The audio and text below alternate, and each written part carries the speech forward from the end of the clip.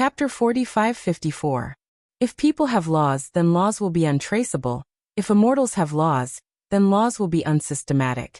If gods have Tao, then Tao cannot be named. Although Xiaohua could not understand, he understood that laws could not be passed on. Not everyone who could hear the laws could understand the laws. Those who were not fated to hear the laws would be punished by God even if they heard the laws. Xiaohua still wanted to listen attentively, but after a burst of thunder, there was no more sound. Fairy Xingyu's tentative voice came again. Xiaohua, you're fine? Let's go. Xiaohua could not explain his strangeness, so he could only change the topic. Let's go to that pavilion first. Su Ji and Fairy Xingyu suppressed their astonishment and followed Xiaohua to the outline of the pavilion. Su Ji and Fairy Xingyu were very glad, but Xiaohua was disappointed. After flying over the platform, there was no more thunder. In front of them was the outline of half of the broken pavilion. After being killed by the mysterious thunder, the silver light around Su Ji began to turn gray and rusty, almost covering the whole light and shadow. Pieces of gray and silver light turned into fragments and fell, and the fishy smell now turned into the smell of decay. Go in from here. Without waiting for Xiaohua to speak, Fairy Xingyu raised her hand and pointed.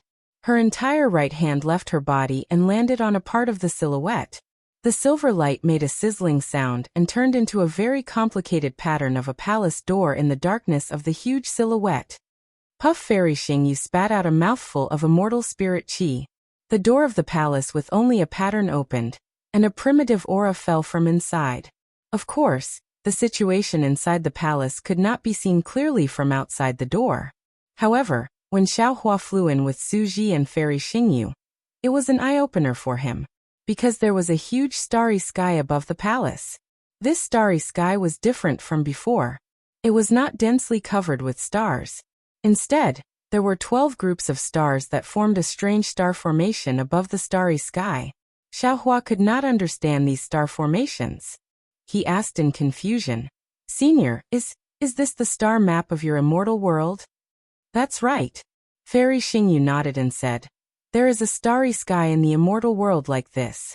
Our Palace of Justice calls it the 12 earthly branches star array." Su Ji took out 7 strange tokens from his bosom and explained with a strange tone. "In my hometown, there are 12 zodiac signs. They are Zishu Choax, Inhu Mao Rabbit, Chenlong, Sea Snake, Wu Ma Wei Yang, Shin Monkey Yu Rooster Su Dog and Hai Pig. They also saw the 12 earthly branches as the 12 commonly seen animals. Look, doesn't that star array look like a rat? Doesn't that star array look like a cow?" As he spoke, Su Ji raised his hand and waved, causing 7 tokens to fly into the air. They were the rat head token, dragon head token, horse head token, sheep head token, monkey head token, chicken head token, and dog head token. Then he explained in a desolate manner. "After Xingyu and I saw the 12 earthly branches star array for the second time, we deliberately searched for these tokens in the 3 continents. However, with our limited strength, Xingyu and I were only able to find these 7 tokens. We couldn't find any of the other 5 tokens, so, although we know that this place may be related to the immortal realm, we can't do anything about it." Looking at the 7 tokens, Xiaohua smiled, and a string of tears of happiness couldn't help but flow down. He said in a low voice, "Senior, if you can find all 12 tokens, then it'll be strange." "Oh, why?" Su Ji was slightly stunned. Seeing the tears in the corners of Xiaohua's eyes, Fairy Xingyu suddenly understood and exclaimed, "I understand. Those tokens are from the Dawn Rain continent." "Yes, that's right." Xiaohua Yu. Seeing that Fairy Xingyu had lost her composure, Xiaohua did not dare to delay any longer. He raised his hand and took out the tiger head token, the ox head token and the pig head token, the snake head token, and the rabbit head token from the mysterious water palace in the Pure Land world. He also took out the tiger head token, the ox head token, and the pig head token, which he had obtained from the demonic beast storage ring on Sunset Island. How is this possible? Su Ji could not help but be stunned. Could it be that my divination skill is really, that's right? Xiaohua nodded vigorously. "Senior, don't worry. There must be the holy lotus seed you need behind the star array of the 12 zodiac signs." But but the passage to the immortal realm. Suji was puzzled. Suji, Fairy Xingyu said with a smile. As long as you are here, the immortal realm is everywhere. Your divination skill is correct. Good. Suji was also overjoyed. At this time, he no longer had the strength to activate the zodiac token. He responded and looked at Fairy Xingyu. Fairy Xingyu opened her mouth and a mouthful of immortal chi fell on the rat head token. The rat head token suddenly expanded. Fairy Xingyu raised her hand and pointed at it. The token flew under a star array. When the token approached, all the stars on the star array emitted starlight and fell into the token. The starlight on the token shone brightly and turned into a lifelike rat that rushed into the star array. Boom! The starry sky shook and the star array tumbled. A moment later, a white jade box engraved with a rat pattern flew out of the star array. Fairy Xingyu hurriedly waved her hand, and the jade box fell into her hand. She carefully opened it and glanced at it. She could not help but feel a little disappointed and handed it to Suji. Suji glanced at it and frowned. He then handed it to Xiaohua. Xiaohua took it and saw that it was a strange object the size of a palm. It looked like a starfish, but there were some strange fine lines on the inside. Layers of indescribable waves were generated between these fine lines. Before Xiaohua could speak, Fairy Xingyu activated the bullhead token again. The second star array was opened, and there was another jade box inside. Fairy Xingyu looked at it and gave it to Suji, who handed it to Xiaohua. Xiaohua glanced at it and put it into the space like the first jade box. However, it was very strange. These two jade boxes had landed in different spaces, and neither of them was on Shenhua continent. In the time it took to smoke a cigarette, Fairy Xingyu opened all 11 star arrays. A jade box flew out from each star array, and each jade box was placed in a different space by Xiaohua. There were even some spaces that had yet to take shape. Finally, Fairy Xingyu stood in front of the last star array and looked at the last dog head token hesitantly. Suji smiled and said, "The previous jade boxes were either the Buddhist kingdom's medicine, the Heavenly Court's gold core, or the Demon League's star scorch. This last one should be the immortal elixir of our Dao sect, right?" "It should be the immortal elixir of Dao sect," Fairy Xingyu said with certainty. "But it might not be the holy lotus seed of Dao sect." Senior Xiaohua was confused when he heard Fairy Xingyu's words. He hurriedly asked, "Didn't you say that the holy lotus seed was an item of the Buddhist kingdom? How did it become an immortal elixir of our Dao sect?" "Who told you that the holy lotus seed was an item of the Buddhist kingdom?" Fairy Xingyu glared at Xiaohua and said, "The holy lotus seed is an immortal elixir refined by a Dao sect pharmacist in the immortal world with the help of the lotus seeds from the lotus pond in the Buddhist kingdom." Unfortunately, Fairy Xingyu's eyes were blocked by the silver light, so Xiaohua could not see it. Xiaohua was helpless when he heard this. After all, Suji had only told him half of the story. "Open it," Suji said faintly. "The jade boxes are already behind the starry sky. It doesn't matter if it's the holy lotus seed or not. It's a fact." Okay. Just like before, Fairy Xingyu sent the dog head token into the star array. Sure enough, another jade box flew out. This time, after Fairy Xingyu took it, she did not dare to open it. It flew to Suji and carefully handed it over. However, she did not let go of it. At this moment, a faint golden light appeared above the starry sky, and a strange aura faintly discernible descended. However, just as this aura appeared, the golden light disappeared. Xiaohua only had time to raise his head to take a look before the aura also disappeared. However, Xiaohua did not have time to pay attention to the aura at this time. He also looked at Suji and Fairy Xingyu. Suji looked at Fairy Xingyu. The two of them each took one side of the jade box and gently opened the jade box. Looking at the contents of the jade box, the two of them did not speak for a long time. Xiaohua could not see their expressions and was a little anxious. However, he also had a bad feeling in his heart. If the holy lotus seed was inside the jade box, how could Fairy Xingyu let Suji look at it like this? She would have let him take it long ago. Sob. Fairy Xingyu seemed to have been too hopeful. Now that she was disappointed, she actually sobbed softly. Suji sighed slightly and raised his hand to pull Fairy Xingyu into his arms. He wanted to say something, but he couldn't.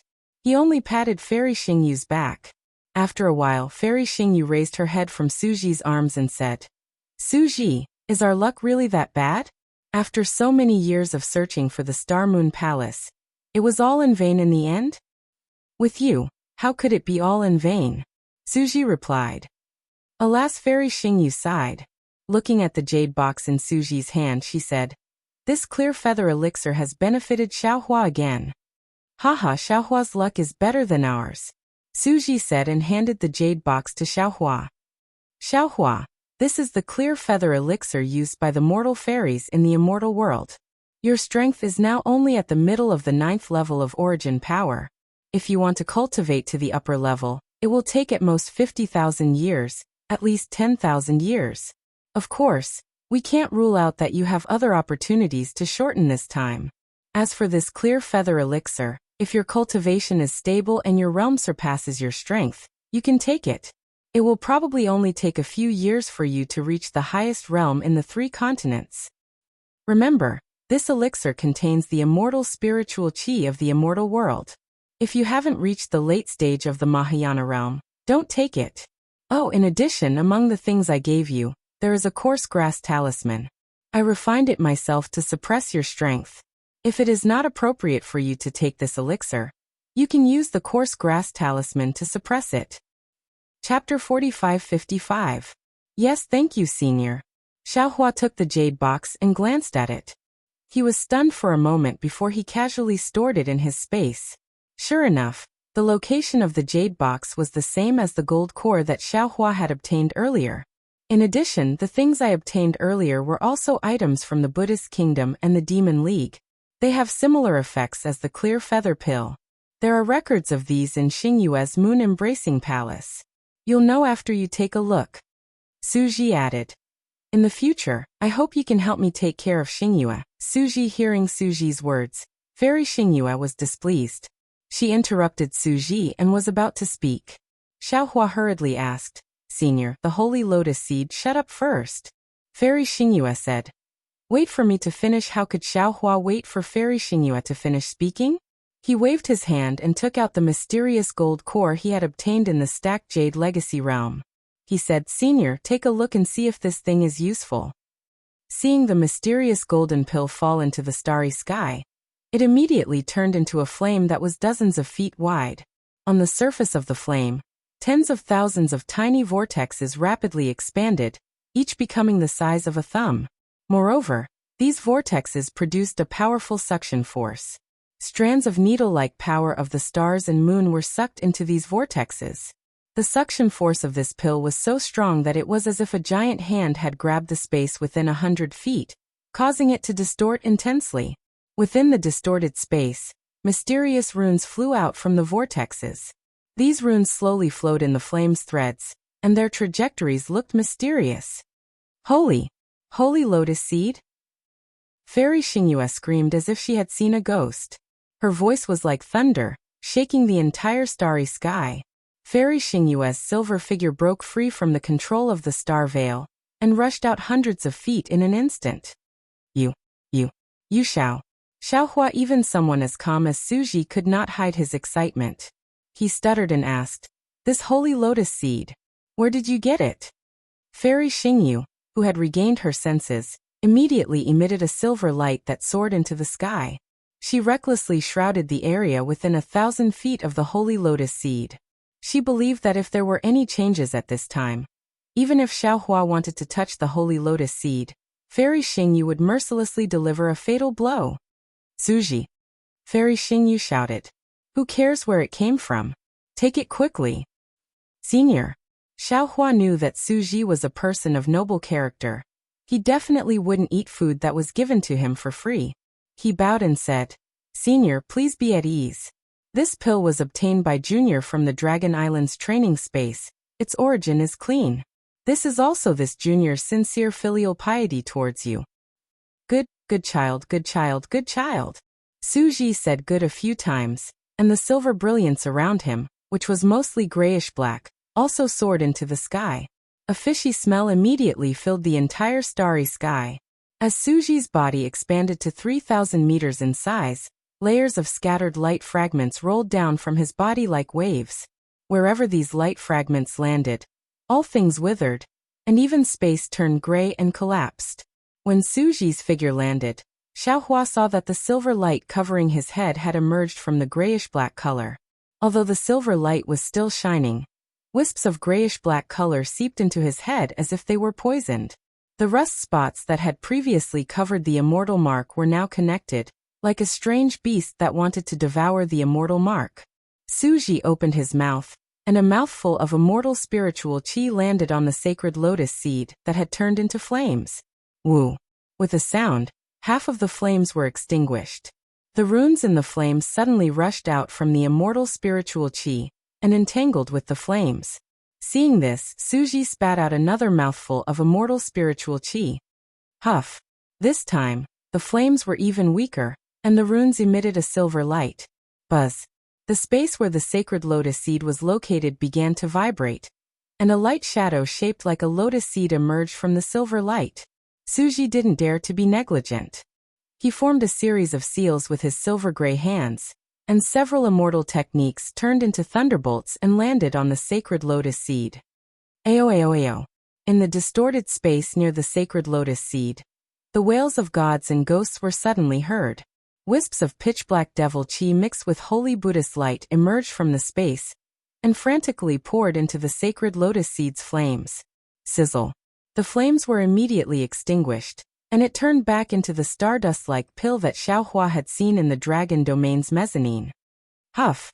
Suji opened his mouth, and a silver light fell. It was precisely the sacred lotus seed. When the sacred lotus seed entered Suji's mouth, an explosion sounded like a fire rune exploding. The extinguished flames reappeared on Suji's head, enveloping the rusty immortal mark and the grayish-black silver light on his head. Ayo.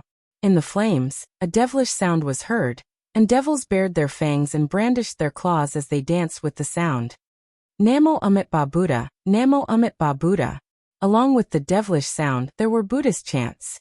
Bursts of Sanskrit chants that sounded like the sounds of nature came from the void, following which, heavenly flowers fell from Suji's head, sprinkling into the grayish-black silver light. Wherever the heavenly flowers passed, the grayish-black color was washed away, and the fragrance of the heavenly flowers diluted the stench within the silver light. Excellent! Seeing this, Xiaohua couldn't help but smile. Rumble, rumble! The flames burned, and the rumbling sounds were endless. The same went for the Buddhist chants, and the devilish chants were unyielding. Within the flames, countless lightning bolts danced and shot down like flying swords. Rather than saying that Suji was consuming the sacred lotus seed, it was better to say that it was a battle between Buddha and Demon Immortal.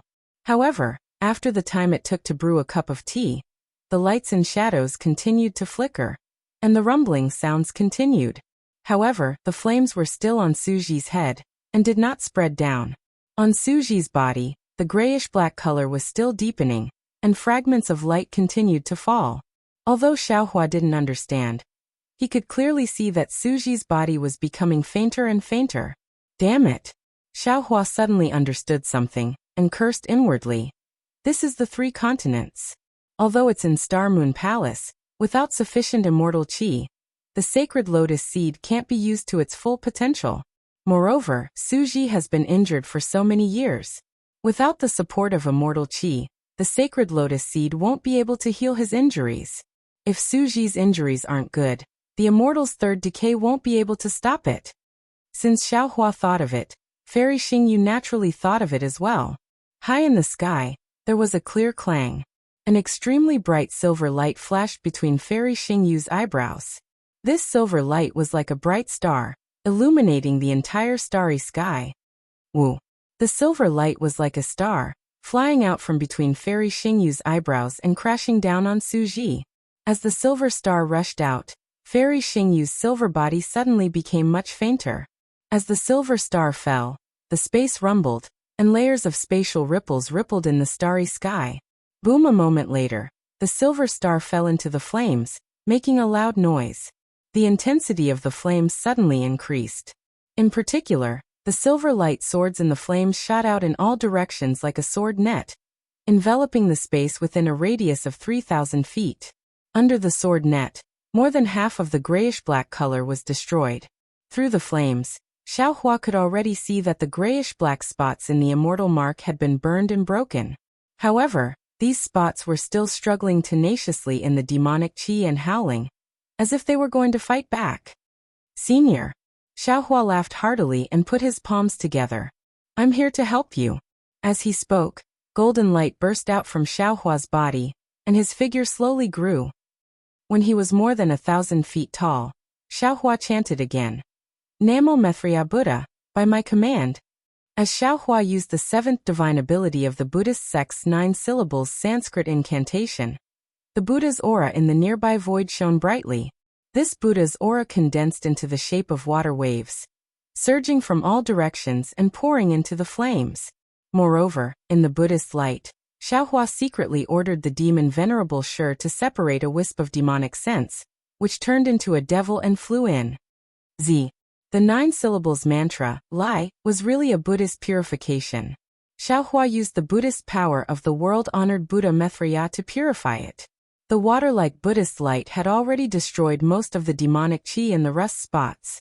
The devils that were attracted by the divine lotus seed were scared away by the demon Venerable Shi's demonic sense, and those who were slow to react were devoured by the demon Venerable Shi. Seeing the grayish-black spots shrinking rapidly, Suji looked up to the sky and roared. Roar. His roar shook the whole starry sky formation. Boom, boom, boom. Following 3 loud roars, 3 silver light beams shot up from Suji's immortal mark, piercing into the starry sky like light swords. Then, the space where the 3 light beams landed twisted and began to collapse rapidly. As the space collapsed, strands of silver light beams shot out from the space fragments, and a strong immortal spiritual qi gushed out from the fragments. Immortal spiritual qi? Fairy Xingyu was stunned. She hurriedly released her extended thought and cried out in joy. Suji, this is the immortal realm crack from before. How did it move here? As Fairy Xingyu spoke, the space fragments collapsed completely. A silver light beam fell and shone on Suji. Buzz. The strong immortal spiritual qi poured into the light beam like the Milky Way, and an obvious vortex appeared above Suji's head. As the immortal spiritual qi poured in, the silver light shone brightly and the wind blew violently. The immortal mark was as bright as the sun.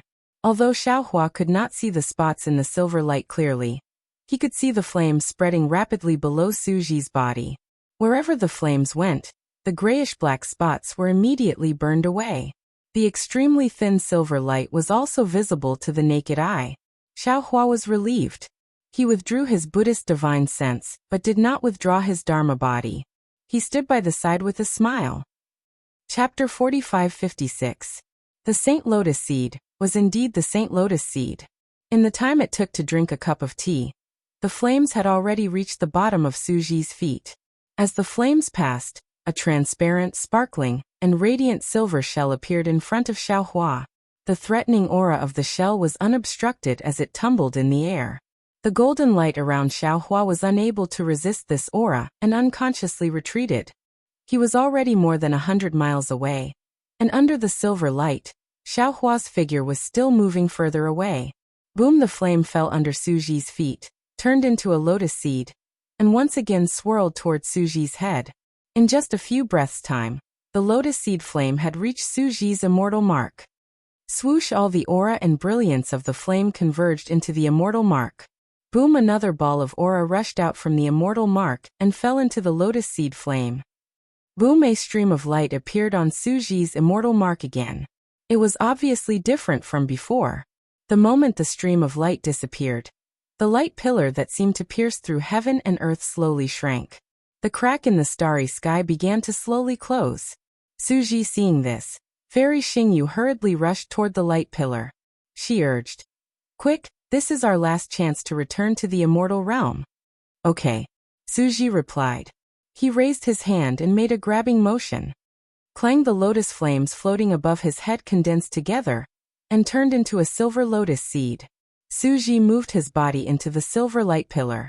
He looked up at Xiaohua and said in a thunderous voice, "Xiaohua, my divination skills, are not wrong after all. You are indeed my savior when I return to the immortal realm. To tell you the truth, when I did the divination back then, I did not believe the result. If not for the holy lotus seed, I would not have returned to the immortal realm. And the holy lotus seed could not exist in the lower realm. At that time, I even thought that you could only help Xingyue. But I really did not expect that not only did you lead us through the starry sky maze and help us open the starry sky gate, but you also brought us the 5 zodiac tokens and the holy lotus seed. This Saint Lotus seed not only saved my life, it also allowed me to step into the light immortal realm. Xiaohua, no words can express my gratitude for your great kindness. Whatever you say now is meaningless. Wait until you ascend to the immortal world. Then we'll drink and chat merrily. On Suji's head, Fairy Xingyu was also very happy. She shouted, Suji, congratulations on entering the light immortal realm. As she spoke, Fairy Xingyu looked at Xiaohua and said with a smile, Xiaohua, thank you. When you fly to the celestial world, I will also pour wine for you and Suji. At this point, Fairy Xingyu actually transmitted her voice again. Oh, by the way, there seems to be some things in the Moon Embracing Palace that are useful for your return to the Dawn Rain continent. Of course, whether or not you can find it is not something I can know. What's the point of pouring wine? Xiaohua clapped his hands and said, You need to get drunk. Fairy Xingyu covered her mouth and laughed quietly. Seeing that the two of them had flown to the edge of the crack, Suji raised his hand, and the lotus seed condensed from flames turned into a stream of light and landed in front of Xiaohua. Suji transmitted his voice. Xiaohua, this is transformed from my immortal mark. It contains my cultivation experience, an imprint of my immortal mark. This is originally an item from the immortal world. I'll lend it to you temporarily to comprehend. It will be of great help to you when you ascend to the immortal world in the future. Remember, after you ascend to the immortal world, you must return it to me. Xiaohua saw that Suji rarely showed favoritism outside the law, and even spoke vaguely. He stretched out his hand to receive the lotus seed and said, Junior thanks Senior for your generous gift. I wish Senior's love is stronger than gold. I wish you 100 years of blissful marriage and a son soon. Boom. Following Xiaohua's congratulatory words, Suji's immortal body shook twice and fled into the crack of the immortal world in a panic. The crack of the immortal world closed with a loud bang. The entire starry sky shook a few times and then returned to normal. Holy Lotus Seed. Holy Lotus Seed. Xiaohua was really excited. The sense of accomplishment from helping someone, especially an immortal, was much stronger than what he obtained himself. Moreover, to be able to help someone who had helped him so much, not only for karma, but also for the beauty of the world, Xiaohua felt that it was worth it. He tossed the lotus seed up and down and laughed inwardly. I really didn't expect that the ancient golden core in the void of the dragon domain would have such an effect. This karma was already formed on the dragon island. Then he looked at the lotus seed again. Where his gaze fell, endless lightning flashed and countless clouds lingered inside. It looked indescribably mysterious. However, Xiaohua laughed again. I've already obtained the innate purple qi. There are countless mysteries of heaven and earth in it. Why would I need this item condensed from the immortal mark? However, if I don't accept it, how can Suji be at ease? Moreover, Suji's experience in this lotus seed is even more important. In the future, when I encounter a bottleneck, I will inevitably need it. Fine.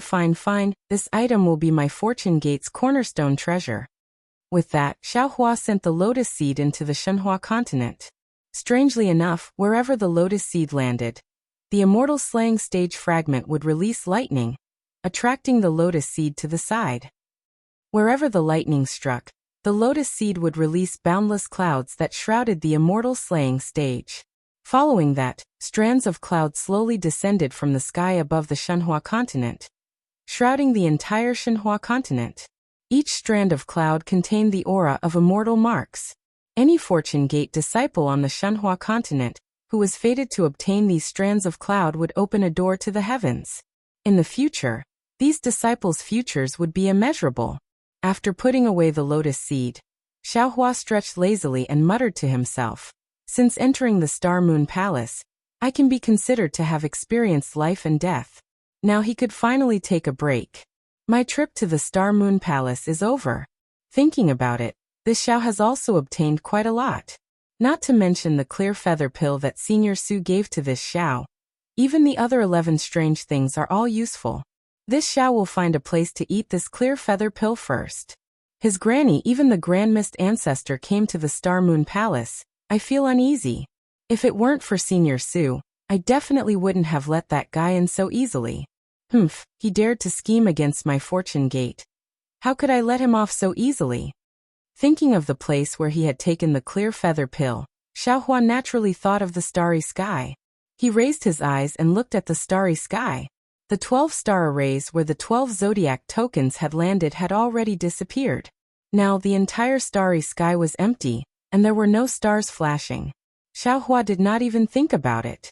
He urged his body to descend. However, Xiaohua was stunned on the spot after descending for 1,000 zhang. He stopped and raised his head to look at the sky.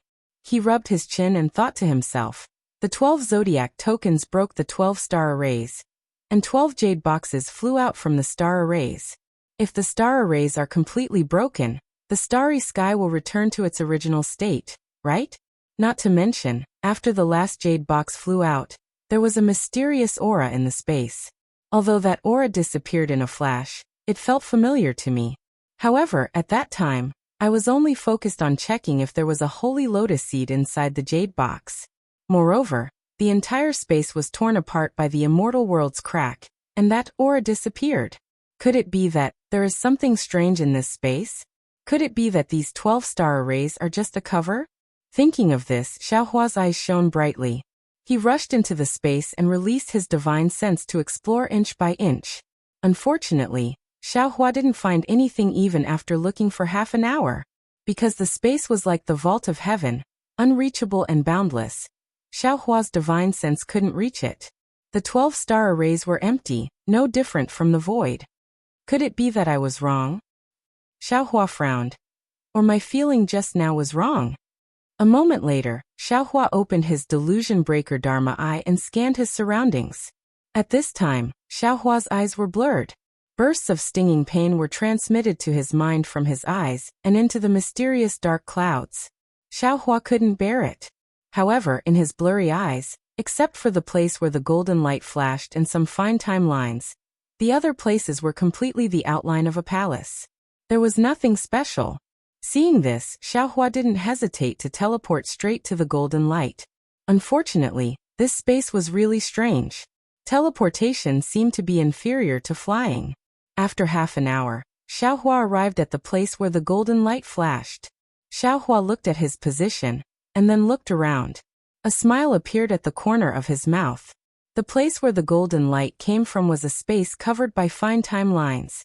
At this time it was no different from the surrounding space. Xiaohua also tried Yuan Shen, soul consciousness, Buddhist consciousness, divine sense and even the clear eye technique, but he couldn't see anything strange. Moreover, this space was only a few dozen miles in size. It was almost a drop in the ocean in the entire seemingly boundless space. He didn't know if Fairy Xingyu had the Dharma eye technique, but he believed that, other than Fairy Xingyu, among all the humans and demons who could enter the Star Moon Palace, he was probably the only one who could find the place where the golden light came from. Here, Xiaohua opened his Dharma eye again. Through the fine time lines, the other space that overlapped with this space was also vaguely revealed. The interior of the space was pitch black, and nothing could be seen clearly. However, there seemed to be a huge object covering the entire space. Damn it, what is it? Xiaohua closed his Dharma eye and rolled his eyes. What kind of aura makes me feel a sense of familiarity? Now that the 12 zodiac tokens are gone, how can this aura leak out? This is the law of time. It's not something I can break. Chapter 45-57. Thinking of this, Xiaohua showed a trace of hesitation. After a while he narrowed his eyes and thought to himself, looks like I can only try this divine ability. I just don't know if this divine ability is effective against the law of time. After waiting for the time it takes for an incense stick to burn, Xiaohua once again opened his delusion breaker Dharma eye. Silver light flashed within the Dharma eye, and a beam of silver light shot out from the Dharma eye and fell into the void. Open! Xiaohua roared angrily. The void started to spin under the light beam, forming a whirlpool several feet in size. Then spatial cracks appeared in the whirlpool. Unfortunately, outside the spatial cracks, inexplicable starlight appeared. Neither the golden light nor the aura appeared. Xiaohua's plan to use the law of space to break the law of time was going to fail. Break! Xiaohua roared again. His entire law eye, which seemed to be staking everything on a single throw, emitted an intense dark green brilliance. That silver beam of light also doubled in size in an instant, emitting a trembling sound. The void vortex below the beam of light suddenly deepened, and then a faint golden light flashed out with a schwa sound, followed by a wisp of aura rushing out from the vortex. However, the golden light and aura both flashed and disappeared. When the golden light appeared, the delusion breaker Dharma eye was in severe pain. Xiaohua could no longer hold on, and hurriedly closed his Dharma eye. A layer of black luster rapidly appeared between his eyebrows. Ah! Xiaohua cried out involuntarily. The surprise in his voice far exceeded the pain of the Dharma eye. Isn't this the aura of the 10,000 extinguishing heavenly dipper? As he spoke, Xiaohua raised his hand and took out the 10,000 extinguishing heavenly dipper from the space where Taoist Master Yun was. Sure enough, when the 10,000 extinguishing heavenly dipper appeared, the aura rushed toward the void. Layers of space collapsed, but nothing else appeared after the space collapsed. I understand now. Surprised, Xiaohua restrained his emotions and pondered. The law of time must be the fragment of the 10,000 extinguishing heavenly dipper. So I can feel the familiar aura from a different space.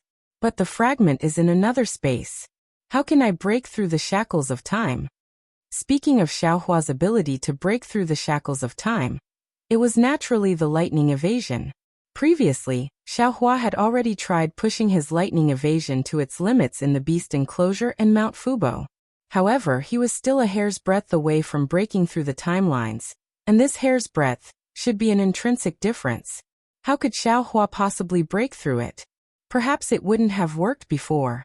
A complacent smile appeared on Xiaohua's face. With a wave of his hand, a jade box appeared in his hand. This Xiao's magic power doesn't seem to be enough to support the lightning escape to surpass the fine lines of time. However, this Xiao now has the clear feather pill. Senior Su had made it clear that consuming this item required one's cultivation realm and a firm Dao heart. When I was fighting with Bei Xian, I had already fused all of my previous accumulations.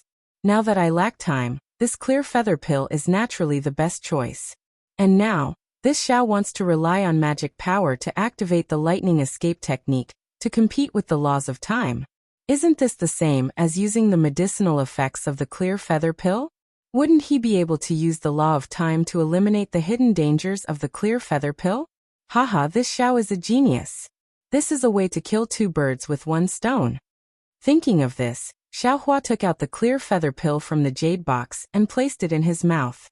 He held the 10,000 extinguishing heavenly dipper in his right hand and activated his magic power. Suddenly, lightning appeared on the surface of his body. Xiaohua's figure moved, charging straight into the void in front of him. Lightning flashed around Xiaohua's body, illuminating the surrounding space. At the same time this lightning flashed, space-time resistance immediately appeared.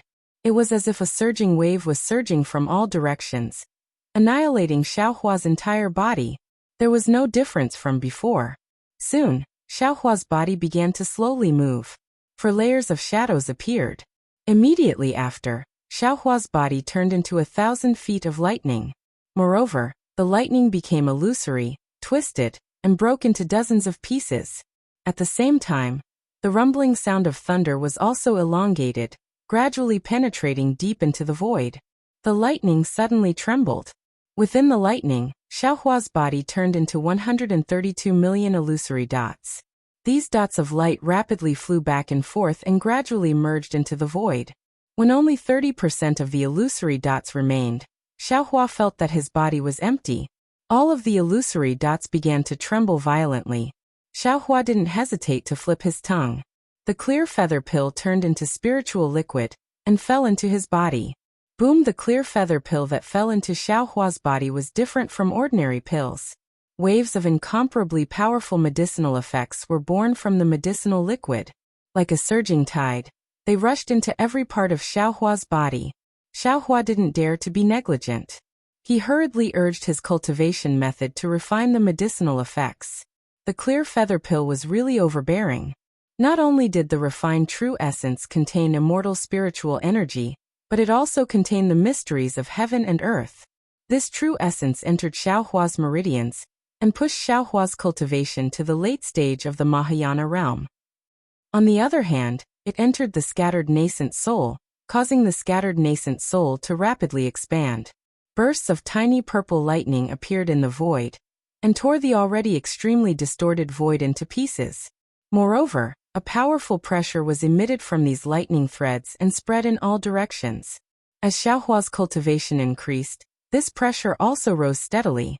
Looking at the 30% of illusory dots that hadn't merged into the void, they shook and formed shadows. The shadows were very slow, but they were very stable. When the shadows formed 9 layers, the sound of wind whistling began to emerge from the shadows. The remaining illusory dots also began to gradually merge into the void. After a while, Xiaohua suddenly felt that the void around him began to change. The more he urged the lightning escape technique, the slower his flying speed became. Everything around him also began to slow down. Xiaohua felt happy in his heart. He understood that he was already close to breaking through the shackles of time. Therefore, he accelerated the refining of the clear feather pill's medicinal effects. At this time, Xiaohua's starry sky nascent soul once again turned into a nebula. Strands of tiny lightning threads mixed with immortal spiritual energy flashed between these nebulas. The grand mist purple chi also had tiny cloud threads that slowly merged into the nebula. Unfortunately, Xiaohua was just a cultivator of the mortal realm. He hadn't even fully grasped the laws of space, so how could he break through the shackles of time? In the end, seeing that the clear feather pill's medicinal effects had been refined, Xiaohua still had half of the illusory dots that hadn't completely merged into the void. On that day, the void around Xiaohua also didn't completely stop. Damn it! Xiaohua felt the illusory dots shake again. His body was about to break free from the void. He couldn't help but curse. He knew that he was going to fail again today. At this time, the 10,000 extinguishing heavenly dipper in Xiaohua's right hand suddenly trembled. It emitted an intense golden light. Where the golden light landed, the void began to turn transparent. In front of Xiaohua's eyes, the originally impossible to see timelines suddenly appeared. These timelines contained endless profound meanings. Previously, when Xiaohua was comprehending the fragments of time in the heavenly prison, he couldn't see these profound meanings. When the timelines appeared, Xiaohua's surroundings became deathly silent. It was as if everything in the world had stopped. Even Xiaohua himself seemed to be unable to move. In the instant that the world fell silent, the golden light of the 10,000 extinguishing celestial dipper rushed into the fine lines of time and landed in another space. At the place where the golden light disappeared, a fragment and a crystal that looked like a cloud flew through the fine lines of time and landed in the gap of the 10,000 extinguishing celestial dipper. The moment the fragment fell into the 10,000 extinguishing heavenly dipper, the golden light disappeared. The timelines instantly disappeared. At the same time, the still world moved again. The space that was moving slowly in Xiaohua's eyes appeared again. However, this slowness only lasted for a few breaths of time. The entire space shook rapidly. Then, Xiaohua's half of the illusory dots that had yet to merge into the void also trembled. All the small dots that had disappeared before appeared again. Xiaohua's entire body flashed like a wave of water, completely revealing himself in the air once again. Just like before, bean-sized beads of sweat suddenly appeared on Xiaohua's forehead. However, Xiaohua didn't have the time to wipe the sweat away. With a sweep of his mind, he immediately stored the 10,000 extinguishing heavenly dipper and the cloud-like crystal into his space. Then he let out a long breath. He sat down cross-legged, his palms facing the sky, and began to meditate. Along with the activation of his cultivation method, thin threads of lightning appeared around Xiaohua's body. These threads of lightning transformed into millions of vortexes. At the same time, Xiaohua's starry sky scattered nascent soul also flew out from his lower dantian. His entire body was surrounded by primordial purple qi. The brilliance of the stars and the moon that filled the sky was like a waterfall. It rushed out of nowhere and crazily landed on the scattered nascent soul and his body. As Xiaohua's pressure slowly spread out, it made up for the deficiencies caused by the activation of the clear feather pill's medicinal power. The starry sky scattered nascent soul also gradually expanded. In the end, it was as if it was going to cover the entire starry sky. After an unknown amount of time, the surrounding void began to give birth to a faint will of heaven and earth. This will quickly filled the entire space and fell on Xiaohua's body like the water of the four seas. Xiaohua's figure moved slightly, and the starlight that filled the sky disappeared. It seemed that the incomparably huge starry sky scattered nascent soul also quickly shrank and fell on top of Xiaohua's head. When Xiaohua opened his eyes, he saw a river of stars flashing between his eyes. At the same time, lightning also appeared. Xiaohua looked up with some surprise, as if he didn't understand the origin of this will of heaven and earth. Then he closed his eyes again and checked his cultivation base. After a while he opened his eyes and thought to himself, Senior Su's words are indeed true. This clear feather pill is worthy of being a medicinal pill of the immortal world. My cultivation base has already reached the late Mahayana realm, and my starry sky nascent soul has also reached the end of the ninth tribulation. Moreover, this clear feather pill's residual medicinal power has not been completely refined. After refining it, this Xiao can cross the tribulation at any time. The clear feather pill is so powerful, presumably other things also have similar effects. Thinking about this, Xiaohua took out a few more jade boxes and carefully examined them. Inside these jade boxes, there were 3 colored clouds, 9 colored hills, flashing crystal dragons, strange colored bone flowers, and even a multicolored butterfly. Xiaohua looked at them with a smile. His mind entered the space and called out Taoist Witch, Celestial Being, Demon Sovereign Sure, and the others. Without waiting for Xiaohua to speak, Taoist Witch and the others cupped their hands and smiled. Congratulations, fellow Taoist, for reaching the peak of the 9th grade of Essence Force. Chapter 45-58. Xiaohua shook his head with a smile and said, What is there to be happy about? If not for the fragment of the myriad extinguishing heavenly dipper, I would not have taken the clear feather pill now. Taoist Wu nodded and said, You are right. Fellow Taoist, you are now at the late stage of Mahayana realm, and still have the medicinal strength of the clear feather pill in your body. Perhaps you will ascend to the immortal realm after leaving Star Moon Palace. But we have yet to return to Dawn Rain Continent, and there are still many things we need to do. How can we leave now? Reverend Yun looked at Xiaohua and said with a smile, Fellow Taoist, you are overthinking. Do you think ascending to the immortal realm is an easy thing? Among 10,000 cultivators who have cultivated to the peak of the 9th tier of Yuan energy, it is impossible for one to ascend to the immortal realm. Furthermore, the closer one is to the end, the more difficult it is to cultivate. Although fellow Taoist has already reached the late stage of tribulation transcendence, it will take at least 1,000 years for you to reach the consummation stage. Sherfiend quickly said, That's right. Big brother, it's the same as when you use the lightning escape technique. The first 70% of your physical body can merge with the void, but the later 30% is much slower. If you want to merge the last 5% into the void, who knows how long you'll have to wait. Xiaohua looked at his clones and said with a smile, Let's not talk about it anymore.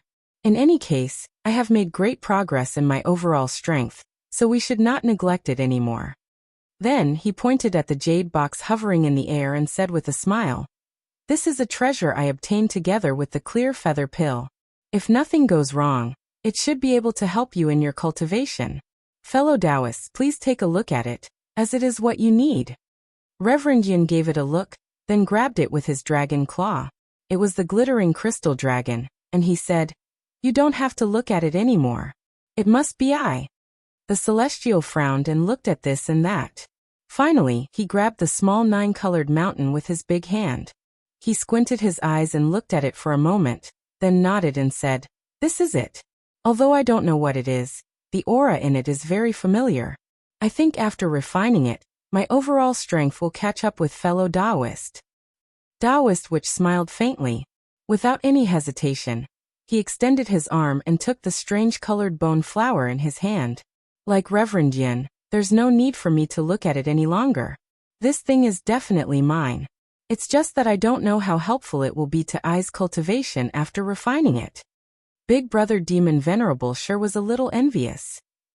He looked at the jade boxes on the left and said with a flattering face, "This three-colored cloud has the aura of noble spirit. It must belong to Wen Chu. That starfish has the aura of the power of the moon and stars. It should belong to Feng Wu. As for the bamboo that condenses the long river and the colorful butterfly, I don't know who would use them. However, little brother knows that all of this is useless for little brother's cultivation. I wonder if big brother has anything that I need? What else do you want?" The Celestial put away the 9-colored mountain and shouted, "You should refine that demonic array's demonic spirit properly. It's stronger than anything else." Yes. Demon Venerable sure smiled and said, "Little brother knows that I'm being greedy. However, since all of you have gained something, you should let little brother be happy, right?" Haha, Xiaohua laughed. He waved his hand and took out another jade box. "Don't worry. This palace's star array is very magical. There are all kinds of treasures from Buddhism, Taoist, Confucian, and Demon. How can there be no demonic array? This is for you." Demon Lord Sure received the jade box and opened it to take a look. Inside, there was a blood-red skull that looked like a crystal-clear crystal. Demon Lord Sure Bujua laughed and quickly kept the jade box. He bowed and said, "Thank you, big brother. Little brother will devour this thing. I think I can take the last step." Damn it, the Celestial rolled his eyes and said, "Why do you want to take the last step? Could it be that you want to ascend to the immortal realm too?" Hee Demon Venerable sure laughed and said, "Big brother, you don't know. Little brother can also ascend. However, little brother is going to the upper realm Devil Swamp in the Devil Realm." "Good boy, you can also ascend." The Celestial was envious and said, "If all of you ascend, where will I go?" "Don't worry, fellow Taoist." Taoist Witch smiled and said, "When we take the last step, we will naturally know. Moreover, at the very least, we still have Shenhua continent." When the Celestial heard that, he raised his hand and took out the 9-colored mountain and said, "Fellow Taoist, you are right. Then I want to see where I will take the last step." With that, the Celestial opened his mouth and was about to swallow the 9-colored mountain. When Xiaohua saw that, he hurriedly raised his hand and blocked the mountain. He smiled bitterly and said, "Fellow Taoist, don't worry. This is not a good place to refine treasures. If not for the fragment of the great extinguishing heavenly dipper, I wouldn't have taken the clear feather pill here. It's not too late to refine it after we leave the Star Moon Palace and find a place to cultivate." "That works too."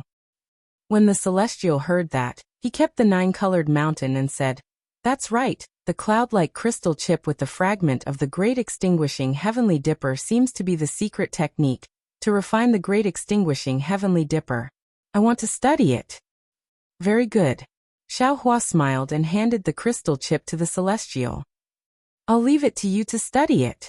When the Celestial kept the crystal chip, Xiaohua said, "Fellow Taoists, you don't have to go back first. When I was passing through the platform earlier, I heard strange thunder. There seemed to be some strange words in the thunder. The sound contained the power of laws, and ordinary cultivators couldn't withstand it. However, when I heard it, it also sounded in my heart. I seem to be able to understand it. Now that we have nothing to do, instead of waiting for the Star Moon Palace to close, why don't we listen to it and see what mysteries there are inside?" "Very good." The Celestial smiled and said, "As the saying goes, unity of will is an impregnable fortress.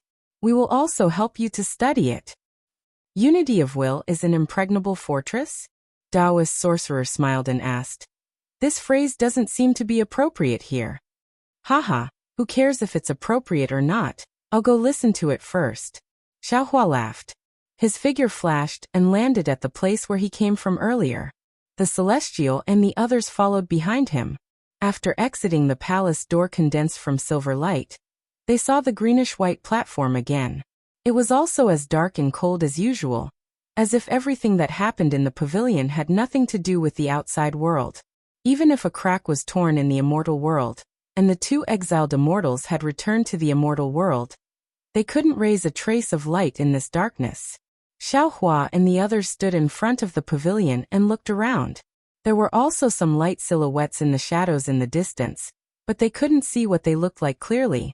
A kind of heaviness and mystery came from afar. Xiao Hua and the others passed by the light silhouettes and flew towards the platform. They knew clearly that the light silhouettes weren't something they could approach casually. After flying to the platform, Xiao Hua and the others landed and waited quietly. Sure enough, in the time it took to brew a cup of tea, thunder rumbled from high up in the sky. Xiao Hua hurriedly looked at the celestial, Daoist sorcerer, and the others. It wasn't out of Xiao Hua's expectations. Their bodies shone with golden, blood-red, or gray-white light. However, their bodies were the same as Xiao Hua's, showing no signs of exploding. Xiao Hua breathed a sigh of relief and listened with rapt attention. That voice appeared in Xiao Hua's heart again. However, this time was different from the previous times. The voice was abnormally blurry, and he couldn't hear what it was saying at all. Fellow Daoist. Just as Xiao Hua frowned, the celestial's body trembled and he cried out in alarm. This seems to be a cultivation method. It's really suitable for this poor Daoist to cultivate. Xiao Hua's body also shook. He looked at the celestial in disbelief, and listened with rapt attention again. Unfortunately, no matter how hard he tried, he couldn't hear it clearly. He looked at the celestial again, and frowned as well. He couldn't help but walk toward the other direction of the platform. Fellow Daoist, Xiao Hua reminded him. That place is not somewhere you and I can go without waiting for Xiao Hua to finish speaking. The celestial raised his hand, indicating for Xiao Hua to shut up. His figure stopped, turned around, and took a few steps forward. In the end, he stopped again and said to Xiao Hua, Fellow Daoist, this poor Daoist can confirm that this voice is talking about a kind of cultivation method that this poor Daoist can cultivate. But I can't hear it clearly from here. You can only hear it when you go there. As he said that, the celestial pointed at the outline of a light shadow outside the platform. How is that possible? Xiao Hua was puzzled. The thunder can only be heard on the platform, but it can't be heard after the platform. How can that light shadow be heard? Why don't we go there and have a look? Reverend Yun said with a smile. If fellow Daoist feels unsafe, we won't leave the platform. All right. Xiao Hua nodded helplessly. He understood the celestial's feelings very well. After all, it was rare for him to come across a cultivation method he could cultivate. If it were him, he wouldn't want to give it up so easily. What he was worried about was that the celestial might not be able to hear it clearly when they reached the edge of the platform. Sure enough, when they landed on the edge of the platform, not only did the thunder not become louder, it became softer and finally disappeared. Damn it, Celestial Bujua roared to the sky. Are you kidding me? As soon as the celestial's voice died away, another thunder rumbled. However, this time, it was not the thunder that fell, but the same inexplicable sound. The voice rang in Xiao Hua's mind. Xiao Hua shuddered and stood there in a daze. Although the voice was vague, he could hear it clearly. The discussion about the cultivation method is about to begin. All divine sons are in position. The discussion about the cultivation method? Divine sons? Xiao Hua came to his senses and hurriedly turned to look at the celestial, Daoist sorcerer, and Reverend Yun. Obviously, they had heard it too, and their faces were filled with disbelief. After all, the Xingyue Palace mentioned by Fairy Xingyu was an ancient divine object. How could there be an ancient deity in it? But if these voices were just illusions, and were just one of the restrictive spells in the Xingyue Palace, what was the use of these voices? Chapter 45-59. The Inheritance. Xiao Hua suddenly realized something. Reverend Yun raised his hand and pointed into the distance, saying, Fellow Daoist, look. The silhouette over there is emitting a golden light. Xiao Hua hurriedly looked over. Indeed, within the pitch-black silhouette, strange silhouettes were lit up one after another, like lamps in the night. The sons of gods are sitting there, the celestial muttered. Could that be where Xianhong is discussing the law? Let's go and have a look. Thinking of the inheritance, Xiao Hua's heart stirred. He flew up and waved his hand. After flying over the platform, in the time it took to finish a meal, Some large silhouettes appeared in front of them. They were similar to the pavilions from before, but most of the silhouettes were shining with a golden light. Only a few of them were dim. All the silhouettes that were shining with a golden light emitted a powerful and unpredictable aura. Xiaohua and the others could not get close at all. Xiaohua could only choose a dim silhouette to land on. However, the silhouette was like a pavilion without any door. Xiaohua reached out and touched the silhouette, but he felt a hard sensation. He could not enter at all. In the middle of the pavilion's silhouette, there was a small protrusion. When Xiaohua touched the silhouette, the protrusion flashed with a golden light, and a strange lock was revealed. When Xiaohua's hand left the silhouette, the lock disappeared again. Lock. Key. When Xiaohua saw the lock, he immediately thought of the key he had obtained in the starry sky. He hurriedly took out the key and raised his hand to insert it into the lock. However, the lock flashed with a golden light, and the key bounced off. This key is actually not the key? Xiaohua was a little disappointed. Then, he took out the key he had obtained in the Yeqiong Heavenly Palace. Unfortunately, the key still could not be inserted into the lock. That's not right. Xiaohua was depressed. He thought to himself, I obtained 2 keys in the Xingyue Palace. How can it not be the key? Could it be that these 2 keys belong to other pavilions? Thinking of this, Xiaohua did not dare to be negligent. He looked up and saw that there was another silhouette not far away from the pavilion silhouette. He hurriedly flew over. This silhouette was even weirder. It looked like 2 inverted triangles joined together. Xiaohua touched the outline again, and the place where the 2 triangles touched flashed with a faint golden light. Another strange lock was revealed. Xiaohua hurriedly passed the 2 keys over. The light golden lock flashed with a golden light, and the 2 keys bounced open. Just as Xiaohua was about to head to another pavilion, fellow Taoist Kuang reminded him, Fellow Taoist, don't forget that you still have a key that fell into the spatial crevice from the dragon field. Xiaohua casually replied, That's the key to the dragon domain, it can't be used here, right? However, after he finished speaking, Xiaohua also smiled. Since the holy lotus seed could be obtained from the spatial crack, then perhaps the key obtained from the spatial crack could also be used here? Unfortunately, the key with the dragon pattern still bounced off the golden light, and did not open the lock. Xiaohua waved his hand again, and took out the key he obtained from the Heaven and Earth Pagoda. He waved his hand and sent it into the lock. He smiled and said, I have many keys, why don't I try them one by one? Without waiting for Xiaohua to finish speaking, with a swish a light sound rang out. The lock shone brightly, and the key engraved with dragon patterns actually fell into the lock. Along with the light, the 2 triangular outlines lit up.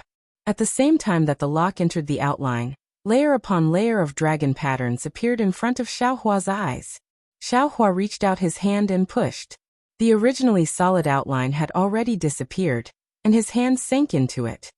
This is really strange. Xiaohua was overjoyed, but also extremely puzzled. This key came from the Heaven and Earth Pagoda. It should belong to the supreme dragon god of the great desolate continent.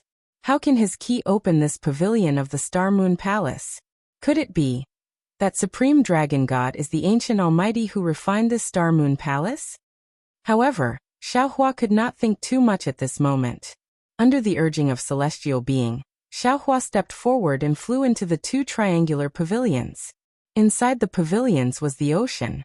The blue seawater looked like crystal, and layers of strong aura of the great desolate continent flowed like the wind in this seemingly endless ocean. As soon as Xiaohua, celestial being, Taoist witch, and the others entered the pavilions, the sound of thunder rang out again. As the sound of thunder fell, the entire ocean shook. Streams of indescribable principles emerged from the shaking and rushed into Xiaohua's body, stimulating the crystal-like divine spark and primal purple energy. The invisible golden light of the divine spark shot out from Xiaohua's body, connecting celestial being, Taoist witch, Reverend Yun, and Lord Archfiend. The principles vibrated the golden light, and turned into profound meanings that fell into everyone's bodies. Just like Xiaohua, they could clearly hear the voice in their hearts. This time, Xiaohong will discuss the Tao of gods. Gods are almighty beings. Anything can become a god, no matter if it is a demon, a devil, a spirit, A human, a dragon, a sorcerer, or... This Xiaohua heard it clearly. Although he was greatly shocked, he also felt a little depressed. Damn it, I'm just a cultivator from the mortal realm. I haven't ascended to become an immortal yet. Why should I listen to the Tao of gods? If Senior Su hasn't returned to the immortal realm, I'll bring him here to listen to it. However, right at this moment, the voice continued. Ordinary gods can only be regarded as demigods or even nihility gods. Even if they ascend to the divine realm of the great desolate continent and continue their cultivation, they can never become original gods, let alone incipient gods. This is what people in the three realms often say. Gods are not achieved through cultivation. This is because in order to become an original god, one must obtain the words of a god, the chi of a god, the spirit of a god, and the body of a god before ascending to the divine realm of the great desolate continent. In the three realms, the cultivation of all living things is inclined towards one kind. It could be the words of a god, the chi of a god, the spirit of a god, or the body of a god. Even if there is a cultivator who can obtain two, if he obtains all four, there is not even one in a billion. Boom! When these words fell into Xiaohua's heart, it was like a sudden clap of thunder, like a sudden enlightenment. In an instant, Xiaohua's mind became clear. Without even thinking, he immediately sat down cross-legged and turned his 5 hearts towards the sky to listen quietly.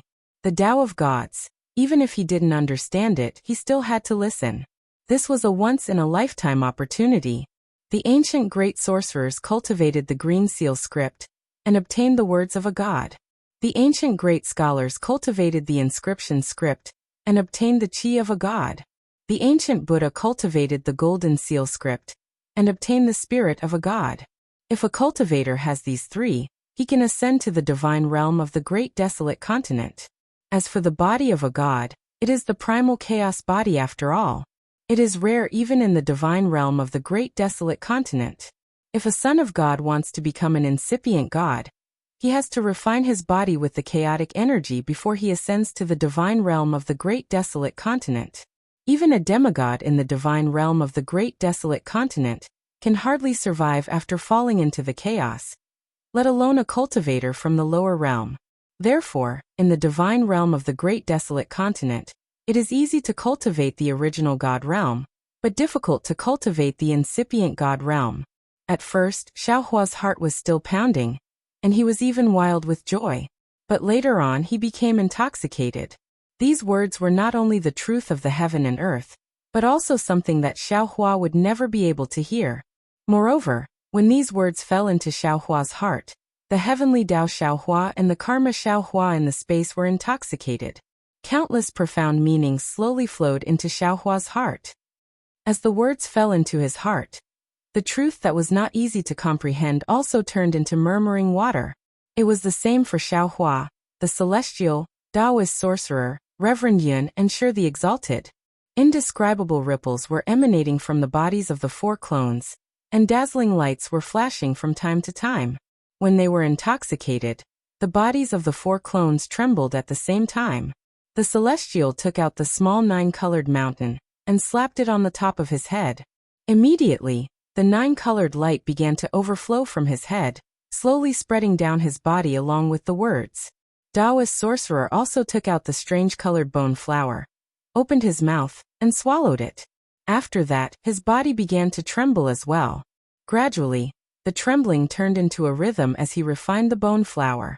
Reverend Yun and Sure the Exalted had also taken out the crystal dragon and the translucent blood-red skull respectively. Taking advantage of the once-in-a-lifetime opportunity, they began to refine and devour them. After an unknown amount of time, although the discussion was neither fast nor slow, Xiaohua could already tell that it was not a single existence that was discussing the law, but rather multiple existences. Some of the contents of the discussion were like sweet rain to Xiaohua, indescribably wonderful, while some were incomprehensible. However, Xiaohua was not dispirited. He only memorized what he heard, regardless of whether he would forget it in the future. Moreover, he also clearly knew that the heavenly Tao Xiaohua and karma Xiaohua had long since escaped from his space, turning into an ethereal place to carefully comprehend. The mysteries of these 2 doppelgangers were something that even Xiaohua himself did not know. So he also believed that the things he did not understand, these two doppelgangers would certainly understand. When another voice rang out, Xiaohua's spirit was shaken, and he once again focused his mind, for the words were exactly the secret that he could not find even after all the hardships he had gone through. The world began with the soul, followed by the 5 elements, and then came the strength. Therefore, the mystery of the soul is comparable to the heaven and earth. The strength of the soul is far stronger than the strength of the 5 elements, and is even stronger than the strength of the fleshly body. Every creature has a spirit, and their fleshly body is different. Be it a beast, a man, a wood, or a spirit, they all have different bodies, different cultivation methods, and different paths to becoming a god. But the soul of every creature is one. The essence is the same, but the form is different. Or, you can say that the grades are different. The cultivation of the soul is the engraving of the Dharma, which is the power of the heaven and earth. Only the cultivation of the soul can make all creatures equal. And only those who can control the strength of the soul can be called original God, and only then can they be qualified to step into the incipient God realm. Therefore, the cultivation of the soul touches the mystery of the heaven and earth, and harms the foundation of all creatures. Although one is an almighty expert, it is also a great taboo. I have traveled all over the immemorial world, read countless ancient secret histories, and found the mystery of the soul cultivation fragments. I have shared it with the sons of God, so they can comprehend it and see the heaven and earth. Chapter 4560. Taoist Witch, who was sitting next to Xiaohua, trembled violently. His body glowed with an indescribable green light, which took the shape of a flower, and began to bloom slowly. As the strange voice fell, Heaven and Earth Xiaohua and Karma Xiaohua also sent some light threads into the flower, cooperating with Taoist Witch. At the same time, the green light around Taoist Witch rushed into Xiaohua again, as if some stamens were stuck on his body. The souls that Xiaohua obtained from the Heaven and Earth Pagoda began to slowly fall into the flower along with the green light. The faint green light gradually grew thicker. By the time the voice finished speaking, Taoist Witch had completely transformed into the shape of a flower. The souls in the space slowly fell into his body in an orderly manner. The heavenly Tao Xiaohua and Karma Xiaohua were also withdrawn from Taoist Witch's body. Immediately after that, other voices began to talk about the techniques one by one. Some of them were the techniques of Confucian cultivators, some were the techniques of spirit cultivators, some were the techniques of demon cultivators, some were the techniques of celestial being, and some were the techniques of fiend cultivators. In short, all kinds of mystic techniques that could lead one to become a god were revealed one after another. The celestial being, Reverend Yin, and Archfiend Shi were wild with joy. Of course, Xiaohua felt sorry for Reverend Thunderbolt, Feng Wu, and Wen Chu. But he also believed that with Heavenly Tao and Karma Xiaohua here, these meat pies that fell from the sky would definitely fall into their mouths, although they had already been chewed by 2 of his clones. Putting aside the fact that Xiaohua had obtained the biggest meat pie from Star Moon Palace, and encountered one of the most important fortuitous encounters in his path of cultivation, there was a small fishing village in the southwest of Hidden Immortal Continent, near the East Sea. As it was already dusk, smoke rose from kitchen chimneys, and the aroma of fish wafted out from everywhere. Although the sea breeze was still blowing, it was very gentle now, blowing the aroma to the beach. The side of the beach was covered with reefs. Many children were either playing or busying themselves near these reefs. Wherever the tide passed, not only would there be a lot of prawns, crabs, and seaweed left on the beach, there were also marine creatures that were rarely seen between the reefs. The fisherwomen in the fishing village collected the shrimp, crabs, and seaweed from the beach and brought them back to cook, leaving these children to harvest between the reefs. I caught a big starfish. A thin child took out a bowl-sized starfish from a crevice and jumped onto the reef to show off proudly. On a nearby reef, another slightly chubby child said disdainfully, "What's there to show off about a starfish? Look at me." As he spoke, the slightly plump child took out a basin-sized crab from the bamboo basket beside him and said, "This crab is enough for me and my parents to eat." The thin child from before was a little tongue-tied, as if his self-esteem had been struck. He opened his mouth but didn't know how to refute.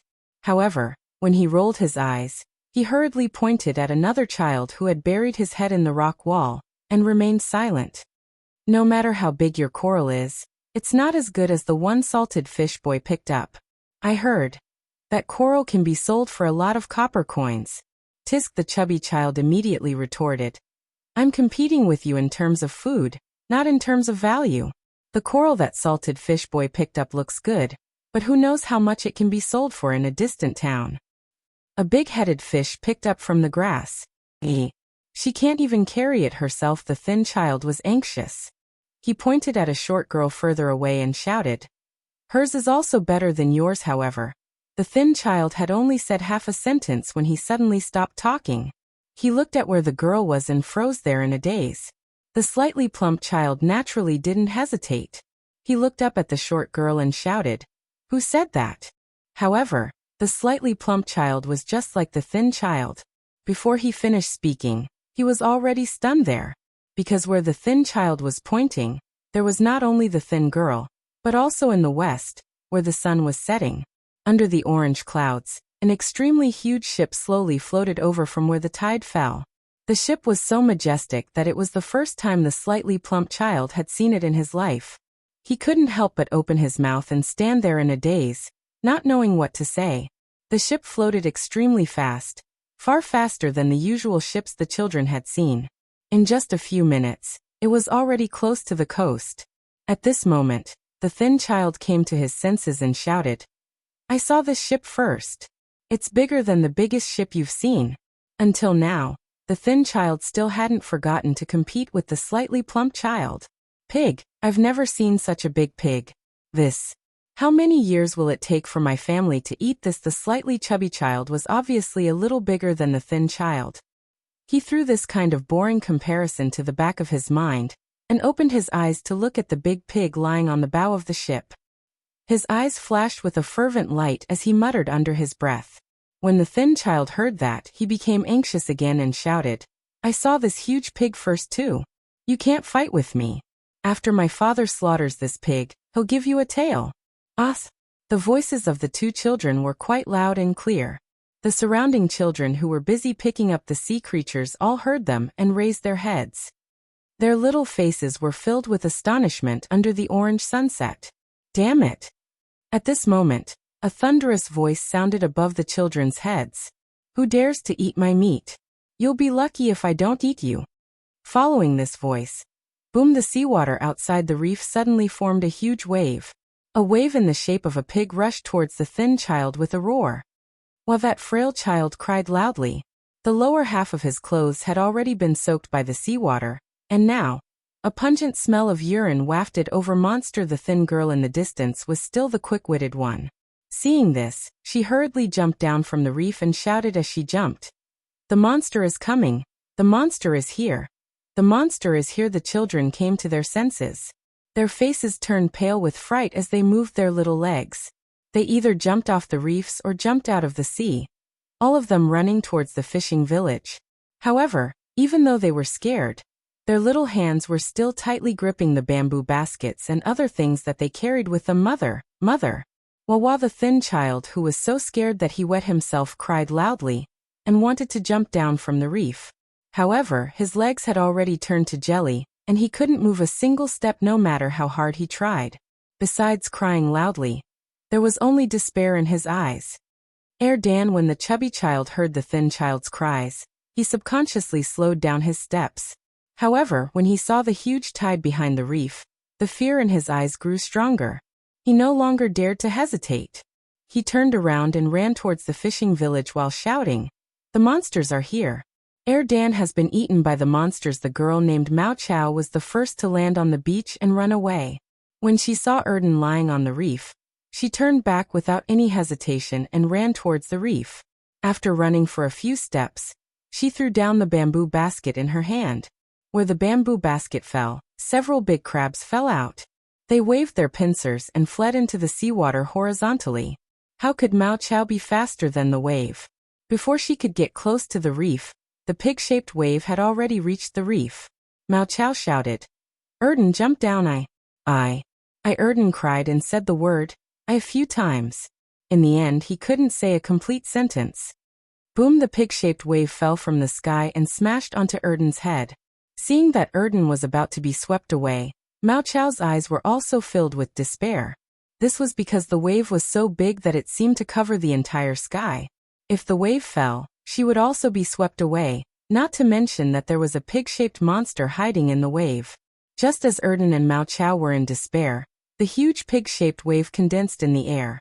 The pig's tail swept towards Erden's head and knocked him down onto the reef. Then, from the tail's root, a gush of seawater fell and drenched Erden's entire body. Erden, who was so scared that he didn't know how to cry, couldn't help but cry again.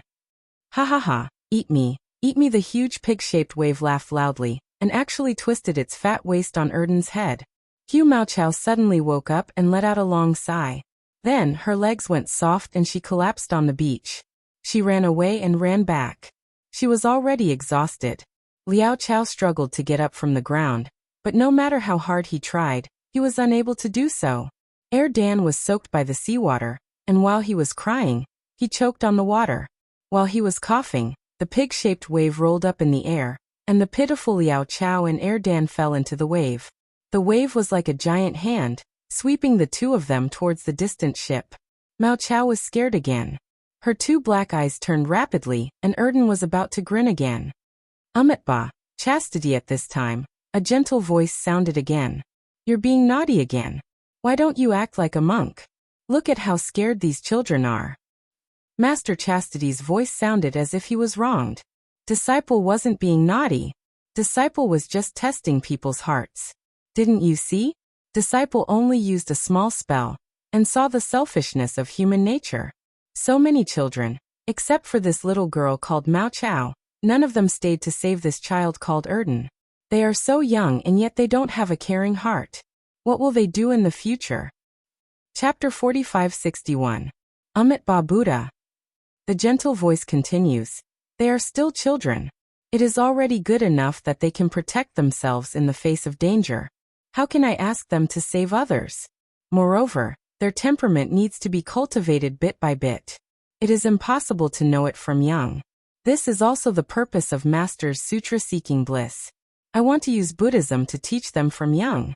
Besides, didn't this girl stay? As long as one person stays, the humanity of this world will not be annihilated. Mao Chao was originally afraid, but after hearing the voice, her heart calmed down. Although she did not understand the meaning of the words, she knew the Ba Buddha. Just as she was feeling relieved, her eyes lit up again. The sea waves disappeared and she was actually standing on a huge ship. Before she could see everything on the ship clearly, a strange face of a fire ape flashed in front of her. Mao Chao could not help but be afraid. She took 2 steps back and almost fell. At this moment, she felt something warm on her back. Mao Chao turned around to look. She screamed again. A pig ear that looked bigger than her was slightly swaying behind her back. Ba Buddha. The gentle voice sounded beside Mao Chao. Little benefactor, we are monks from Sutra Seeking Bliss. They are all this poor monk's disciples. Don't be afraid. Mao Chao looked towards the direction of the voice. A monk wearing a kasaya, wearing a pillow crown and holding a 9-ring monk staff was standing on the deck of the ship with a smile on his face. Wasn't this monk Chuanzong? Chuanzong did not neglect Mao Chao just because she was a little girl. He still held up one of his palms and saluted. Mao Chao's heart calmed down, but she was also a little panicked. She opened her mouth and stuttered. Greetings, great master. Dan, who is beside Mao Chao, cries again. Mother, mother. Ba Chuanzong smiled and said, young benefactor, don't worry. Your clothes are already wet. Let my disciple dry your clothes first. The sea breeze here is very strong. Maybe you will get sick. Master. On the other side of the deck, a white dragon horse walked over, scaring Mao Chao, because the white dragon horse spoke human language. Moreover, it was the language of hidden immortal continent. You don't know this, these children grew up by the sea since they were young. They are not afraid of the sea breeze. Don't look at how cold the weather is now. Letting them swim 2 laps in the sea will not be a problem. Shinjia's lazy voice sounded again. Do you think they're dragons like you? He even swam 2 laps in the sea. Let's not talk about freezing to death. We'll tire them to death. The white dragon horse was naturally Zhenfeng. He smiled and replied, Eldest senior brother, the circle I'm talking about is a casual circle. It's not like the big circle in the Eastern Sea. Ba Zhenjie replied mercilessly. You still have the nerve to talk about your East Sea? You, the 10th prince of the East Sea Dragon Palace, have no face at all. What happened to the dragon boat? What happened to the banquet? What happened to the song and dance of the conch maiden? Damn it, not a single promise was fulfilled. On the contrary, the wild flood dragons and sea beasts are endless. If it wasn't for me, Master would have been eaten by the sea beasts the moment he stepped into the Eastern Sea, right? You still have the nerve to call yourself the 10th prince of the Dragon Palace in front of me? Eldest senior brother Zhenfeng also felt wronged. Although his horse face was burning, he still said in a low voice, Little brother also doesn't know what happened. There must be some big change in the East Sea Dragon Palace. Otherwise, when Master passes through the Eastern Sea, they would have to express their gratitude. What's there to express? Those suppressed sea beasts coming over to make up the numbers? Then wouldn't they have to make me help out? Zhenjie snorted coldly and said, Don't say so many useless things. Since your East Sea Dragon Palace doesn't have any offerings, when we get ashore, you still have to carry me. The previous agreement doesn't count anymore. All right. Eldest senior brother. Zhenfeng was dejected. He swung his tail and walked to the side of the ship listlessly. Chunjie opened his mouth as if he wanted to reprimand him. However, when he saw Zhenjie's mountain-like body, he shook his head slightly and said to Zhenkong, Zhenkong, help this child dry his clothes. Yes, master. Zhenkong replied. Just as he took a few steps, Erden was so scared that he wanted to grin again. Zhenjie called out, Zhenhan, what are you waiting for? Do you want master to call you? Don't you know that your Confucian cultivation true chi is the best at drying clothes? Yes, eldest senior brother. Little brother understands. On the other side of the deck, a Confucian general dressed in armor instantly got out of his lazy state and flew over energetically. As he rubbed his hands, faint flames appeared. They finally saw a human again. Although this human had thick eyebrows, big eyes, and a murderous aura, Zhuoqiao and Erden finally calmed down. With Zhenjie around, Zhenhan naturally wouldn't burn Erden's clothes. He just pretended to be careless. Therefore, it didn't take long for him to dry Erden's clothes. At this moment, the ship also shook and stopped. From the cabin of the ship, 2 7th grade Essence Force sea demons popped their heads out. When the 2 sea demons appeared, Zhuoqiao and Erden trembled again. They were so scared that they even closed their eyes. The 2 sea demons tiptoed to a place not far from Chunzong. They lowered their voices and said respectfully, Master, we have already arrived at the hidden immortal continent. Our ship is too big and can't get close to the shore. The sea demons spoke in the human language. They were very stuttering and even a little unclear. Chunzong was a little stunned as if he didn't understand. Zhenjie snorted and said, If you know that you can't get close to the shore, then what are you still talking about? Why don't you hurry up and get a small boat over? Don't you know that my master can't fly? Yes, when the 2 sea demons heard Zhenjie's words, their bodies clearly trembled. Without saying anything else, they hugged their heads and ran back. Then they heard a crackling sound from the cabin. Not long later, a rather big ship appeared on the surface of the sea. Damn it, Zhenjie cursed. Can such a big ship get close to the shore? Yes, a sea demon hurriedly said. Senior, don't worry. There are no submerged reefs at the bottom of the sea. This ship can definitely get close to the shore. Good. Zhenjie nodded and said, If my master's kasaya is stained with a drop of seawater, I will teach you a lesson. That sea demon replied with a sad face, Senior, how about this junior carry master to the shore? Nonsense. If he can carry you and fly, why do we need you? Zhenfeng jumped up and said, I am the 10th prince of the Eastern Sea Dragon Palace. I have already carried my master across the Eastern Sea. Do you know? Amit Ba Chunzong chanted. Thank you, benefactors. This poor monk will take his leave now. I hope we will meet again in the future. You're welcome. The 2 sea demons hurriedly returned the salute with a relieved expression. Zhenjie finally stood up from the deck, causing the entire ship to shake. However, this was nothing. His words stunned the two sea demons on the spot. Go back and recite the rebirth mantra for me 3,000,000 times. 3,000,000 times. The sea demons' faces were even more bitter than if they had eaten a pill. Zhenjie glanced at the two sea demons and said coldly, "What's wrong? Don't you miss the rebirth mantra? How many living beings have you killed? Can you transcend all of them by reciting it 3,000,000 times? If you don't miss it, I will recite the rebirth mantra twice now." Yes, yes, Senior. We will definitely recite it. Definitely. The two sea demons turned pale with fright and immediately replied, "Recite it now." Zhenjie stood up from the ship and watched as Zhenkong carefully helped Chuanzong onto the small boat, berating him sternly. Namo umit ba yi toda gato yi toda yi umit ba padi yi umit ba padi umit ba padi umit ba padi umit ba padi umit ba padi umit ba padi umit ba padi umit ba padi umit ba padi umit ba. Ah? Why is the rebirth mantra so short? A moment later, Zhenjie stopped in the air and glared at the two sea demons. You dare to fool me? Senior, the two sea demons' faces changed drastically, and they hurriedly said, We don't dare. Eldest senior brother Zhenhan, who was dancing the sutra with her staff, hurriedly whispered, The mantra of rebirth is so short. Zhenjie was stunned and looked a little embarrassed. Then he snorted and said, Forget it, you're lucky. If I had known earlier, I would have let you all chant. At this point, Zhenjie tactfully shut up and walked towards the hidden immortal continent with large strides.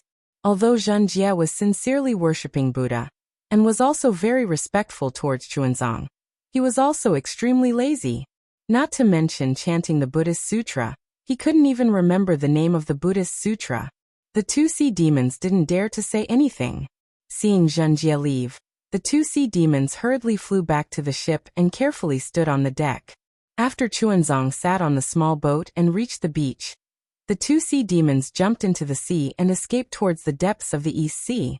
Chuanzong got down from the small boat, and Zhenkong carefully supported him. Chuanzong walked past the beach and turned his head to look at the vast sea and the footprints he left on the beach. He couldn't help but sigh. Ba, this poor monk has finally stepped onto the land of the hidden immortal continent again. My Buddha is merciful. This time it is completely different. Last time, this poor monk only had the heart of Buddha. The heart is willing but the strength is insufficient. Now this poor monk has 3 scrolls of Mahayana Buddhist Sutra. The Buddha's mantra is not only to enlighten the common people.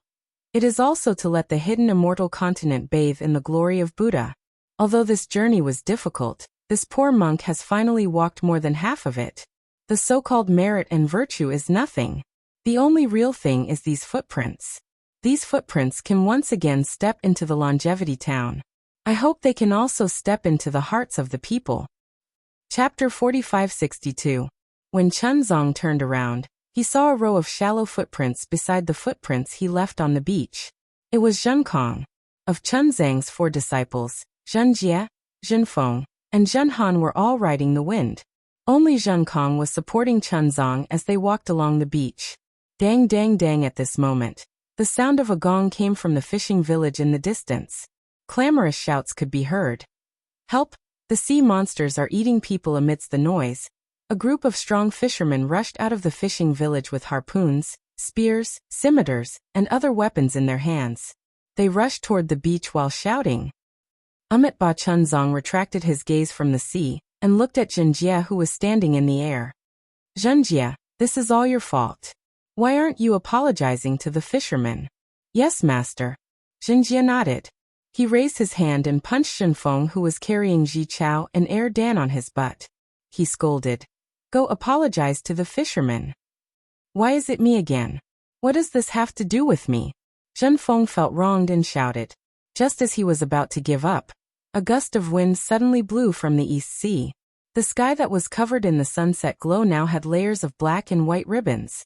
These colors seemed to be caused by the gust of wind, but also seemed to be caused by the folding of the void.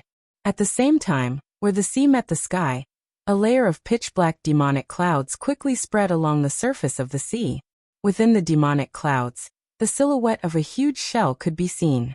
In front of the demonic clouds, there was a faint golden shadow. This shadow was like a huge eagle. With a flap of its wings, it flew hundreds of miles. This shadow carried a terrifying aura as it crossed the surface of the sea. Wherever the shadow passed, it created waves that were dozens of feet tall. It looked like it was faster than lightning as it pounced toward Chunzong. Protect Master Zhenkong was originally supporting Chunzong. At this moment, he roared and reached out his hand to grab the magic wand. Then he rushed into the sky. He faced the terrifying aura head-on. Okay, Zhenhan didn't dare to delay. She replied and threw the scripture on the ground. She waved her staff and flew to Chunzang's side. She looked like a loyal and righteous person. Damn it, Jinfeng cursed when he saw Zhenghan snatching the opportunity to perform before him. He hurriedly landed on the ground and tossed 2 balls and 2 grass to the ground. He didn't care whether the 2 children were injured or not as he hurriedly shouted, "Master, don't be afraid. Your disciple is here." But Longma Zhenfeng rushed over like the wind, also blocking Chunjiu behind him. Fortunately, Liao Chao and Er Dan were originally children who grew up on the beach. Although Longma Zhenfeng threw it savagely, there weren't any sharp rocks on the beach. The 2 children rolled on the beach and immediately got up. Looking at the violent winds and huge waves in the distance, as well as the dark clouds in the sky, they didn't hesitate to rush towards the small fishing village. Outside the small fishing village, the fishermen who had already come out with all kinds of weapons saw the white waves on the sea and the dark clouds in the sky. Although the terrifying aura wasn't directed at them, it was enough to make them tremble with fear. Now that they saw Ji Chao and Er Dan rushing back, who would dare to be arrogant outside? After receiving Ji Chao and Er Dan, they all turned around and ran back to the fishing village. They tightly closed their doors and didn't even have the courage to peek outside. Zhen Jie saw the faces of Zhenfeng and the others. Zhen Jie revealed a cold smile. However, when the terrifying aura approached, Zhen Jie's expression turned cold. He shouted inwardly, "Not good." Zhen Jie hurriedly took out the 9-tooth rake, and his body glowed brightly. His body expanded and he shouted, "Damn fire ape! This is a demonic beast with an 8th grade essence force. How can you be a match for him? Quickly come back." Zhen Jie's attitude toward Zhenkong was different. He knew very well that Zhenkong had disregarded his opponent's strength and charged forward without any regard for his own safety. This was Zhenkong's true intention and not some pretense. Thus, his words were filled with great concern. Unfortunately, Zhen Jie's reminder was too late. Before he finished speaking, a golden-winged rock appeared. Wasn't it Peng Jun? A golden light flashed in Peng Jun's eyes. He glanced at Zhenkong and stretched out a sharp claw. It swept through the sky and tore the void apart. The sharp claw instantly grabbed Zhenkong's head. Under the sharp claws, the space within several kilometers was sealed. Let alone Zhenkong, who was flying, even the surface of the sea beneath him froze in an instant. Roar Zhenkong faced Peng Jun, who was many times stronger than him. His eyes turned red as he roared towards the sky. The blood vessels on his arms flared as he tried to wave his magic wand. Unfortunately, under Peng Jun's sharp claw, Zhenkong was like a child. Peng the sharp claw grabbed Zhenkong's magic wand. At the same time, the magic wand was sent flying. Zhenkong's body also fell into the sea like a rock. Damn it, Zhenfeng saw this from afar and his body trembled. Even his horse's legs went soft. He shouted in shock. How can there be a demonic beast with 8th grade origin energy? Is Mahavairakana crazy? I have to hurry and inform the Immortal Palace. Zhenhan's heart was also pounding. He moved to block Chunzang's body and said, "Oh no, I have to hurry to the Immortal Palace to get reinforcements." Chunzang, on the other hand, didn't panic at all. He chanted Buddha's name and calmly looked at the sea and sky. Roar seeing Zhenkong being knocked into the sea, Zhen Jie was furious. With a roar, it rushed into the sky and turned into a huge light shadow. This light shadow suddenly elongated and distorted. In an instant, it landed in front of Peng Jun. Without waiting for the light shadow to solidify, the wind whistled again. The 9-toothed rake was surrounded by clouds, and it pounced towards Peng Jun like a 9-headed dragon. Rumble! Just as the 9-toothed rake descended, the black and white stripes in the sky suddenly condensed. Amidst the rumbling of thunder, Demon King Ni Quan's figure appeared. When Ni Quan saw such a wild chastity ring, a strange expression appeared in his eyes. As he waved his tail, Layers of spatial ripples appeared in an attempt to block the nine-toothed rake. Bang, bang, bang, bang, a series of explosions sounded. Wherever the nine-toothed rake passed, it was invincible. All the spatial ripples were destroyed.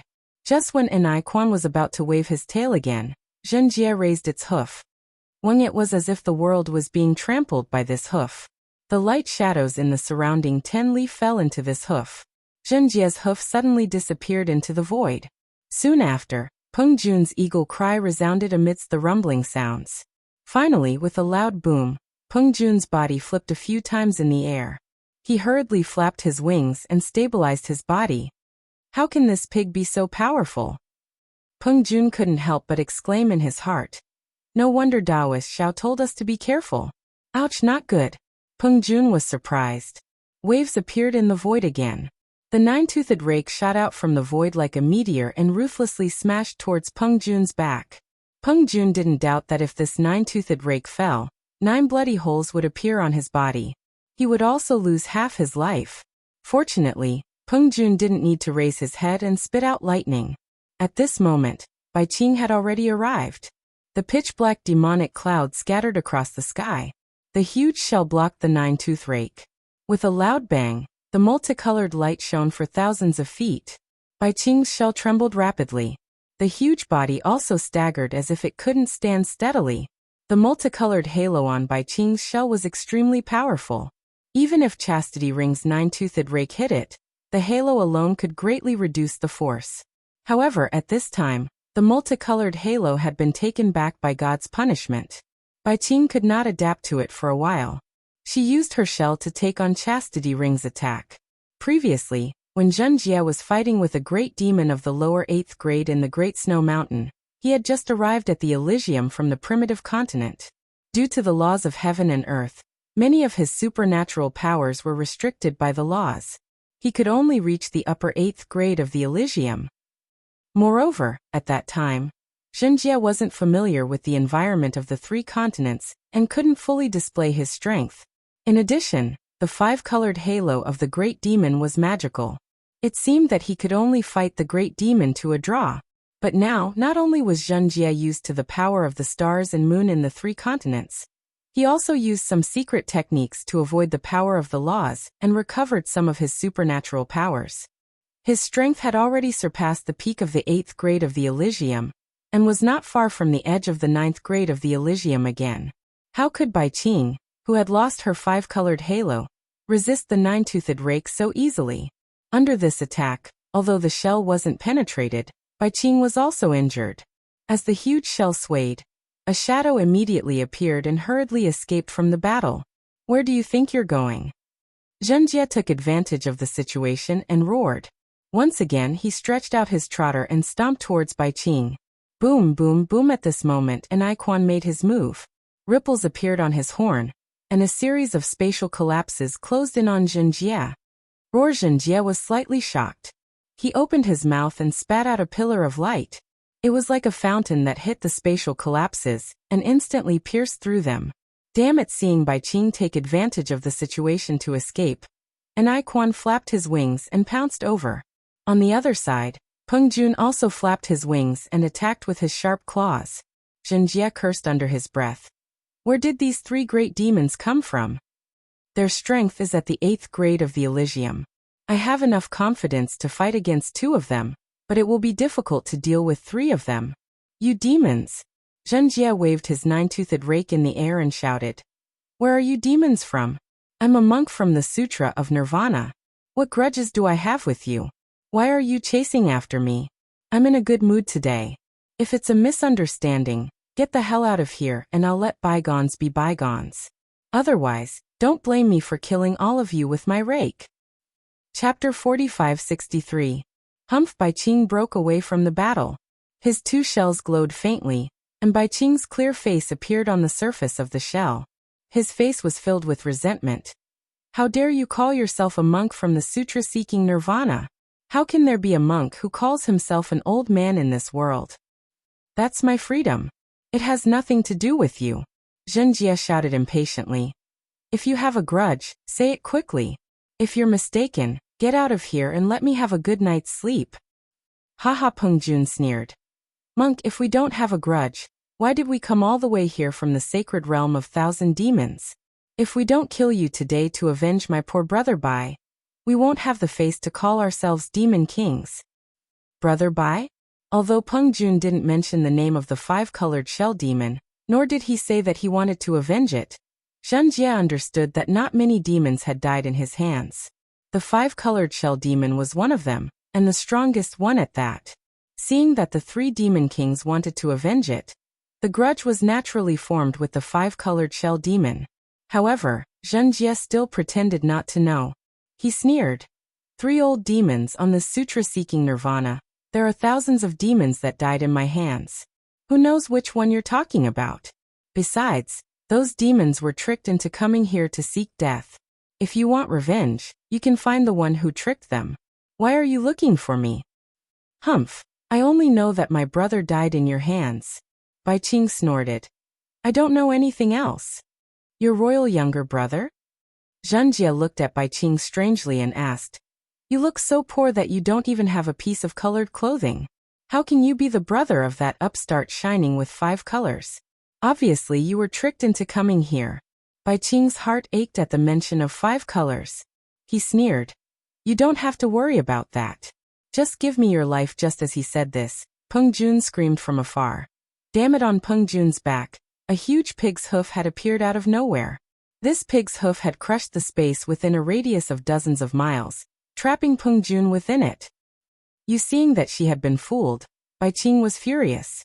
The colorless halo around her flashed again, and she smashed toward the chastity ring.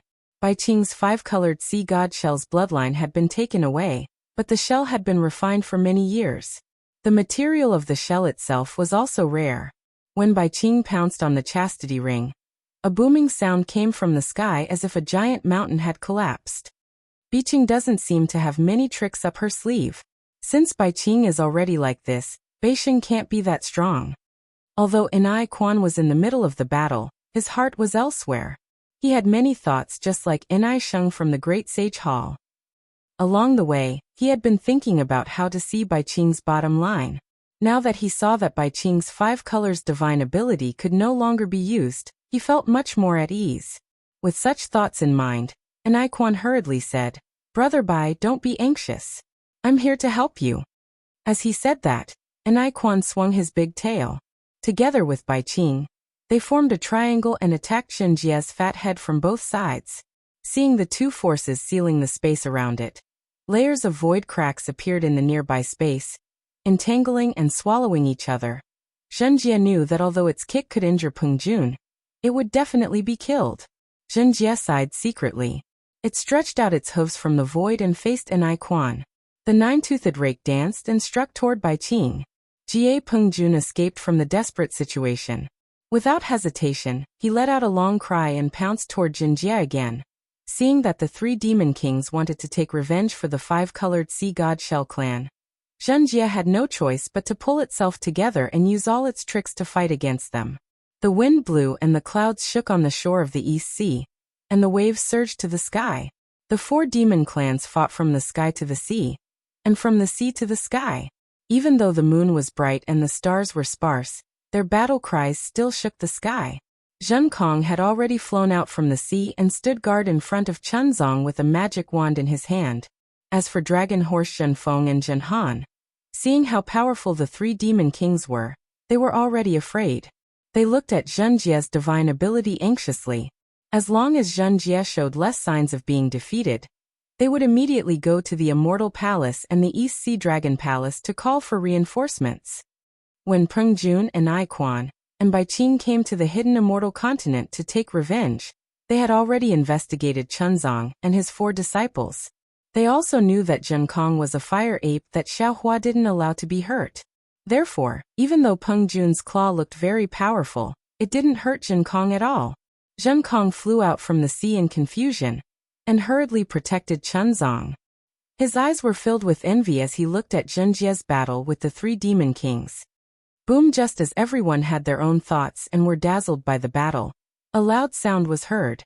Then, kacha-kacha sounds of shattering echoed, followed by a miserable shriek. Bai Qing was the first to escape from the battle. On the incomparably hard shell, a huge pig's hoofprint could be faintly seen. Around the hoofprint, there were 3 large holes and many cracks.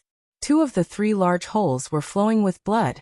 After Bai Qing escaped from the battle, his figure immediately swayed, and he flew towards the distance. Jie, seeing that Bai Qing was injured, Peng Jun spread his wings. The sound of wind and thunder resounded. Similarly, dozens of afterimages appeared and flew towards the depths of the East Sea. Although Peng Jun was fast and Ai Quan, who had some understanding of Bai Qing's strength, was even faster. Bai Qing had just been injured by the 9-toothed rake. Before he could escape from the battle, an obscure fluctuation appeared on his horn. As his wings flapped, his figure had already entered the void and disappeared. Zhen Kong, seeing that the 3 demon kings had retreated, Zhen Jie shouted, "Protect Master well. This daddy will go and take the heads of these demon kings." After saying that, Zhen Jie moved his figure and turned into a stream of light to chase after them. However, he disappeared along with the 3 demon kings in an instant. Eldest senior brother is truly formidable. Dragon Horse Zhenfeng flattered. You actually managed to defeat the 3 archfiend kings. Seeing that your strength has already reached the highest realm in the 3 continents, you are truly a role model for us disciples. Eldest senior brother's strength has already reached the top. Zhen Han praised. His dedication is worthy of us learning. He was already exhausted from fighting the 3 demon kings, but in order to eliminate any future troubles, he still mustered his courage and chased after them. However, with this spirit of not giving up until the goal is achieved, eldest senior brother is also a role model for us. 2 bootlickers. Zhen Kong snorted coldly. There is no need to talk about senior brother Zhen Jie's strength, but if we are talking about spirit, I feel that the possibility of him being lazy and sleeping is higher. Master, you have to be a witness. Dragon Horse Zhenfeng immediately complained. When eldest senior brother returns, I will tell him this. You are not allowed to say that I am complaining behind his back. This is what Zhen Kong said himself. Ba Chunzong chanted. Master was frightened and my body is also tired. Let us find a place to rest first. Yes, master. Hearing that, Zhen Kong hurriedly agreed. Disciple will bring master to the small fishing village and find a place to stay. No need. Chunzong waved his hand. At dusk, you scared the children of others. How can we find a place to stay? It is better to find a place to stay outside. Yes, master. Zhen Kong felt that it was reasonable. He raised his head and with a flash of golden light in his eyes, he could already see clearly. He used his finger to point at a place that was like a hill not far from the fishing village. There is a place to shelter from the wind. Master, you can rest there tonight. Ba, let's go there. Chunzong nodded and walked towards the direction that Zhen Kong pointed. Zhen Kong flew over first and waved his magic wand to clean up the surroundings. After Chunzong sat down cross-legged and began to chant Buddhist scriptures, he stood far away with his magic wand in his hand and was on guard. Not only did he release his essence to scout the surroundings, he even executed the eye-clearing technique. His eyes flickered with golden light, appearing exceptionally bright in the darkness. Too pretentious. Zhen Han and Dragon Horse Zhenfeng exchanged a glance and mocked. The 3 archfiend kings have already been beaten away by eldest senior brother. Which other archfiend would be so blind as to come and seek death? The man and the horse laughed, and also found a place to meditate. The curtain of night gradually lifted, and the first rays of dawn slowly arrived. At the seaside where the battle took place last night, the sky was clear and boundless. The sun that had just begun to rise sprinkled its not-so-glaring brilliance onto the calm surface of the sea, and also onto the fishing village. Caw caw caw, rooster's crow sounded. Chunzong, who had been meditating, moved his eyes slightly and was about to wake up.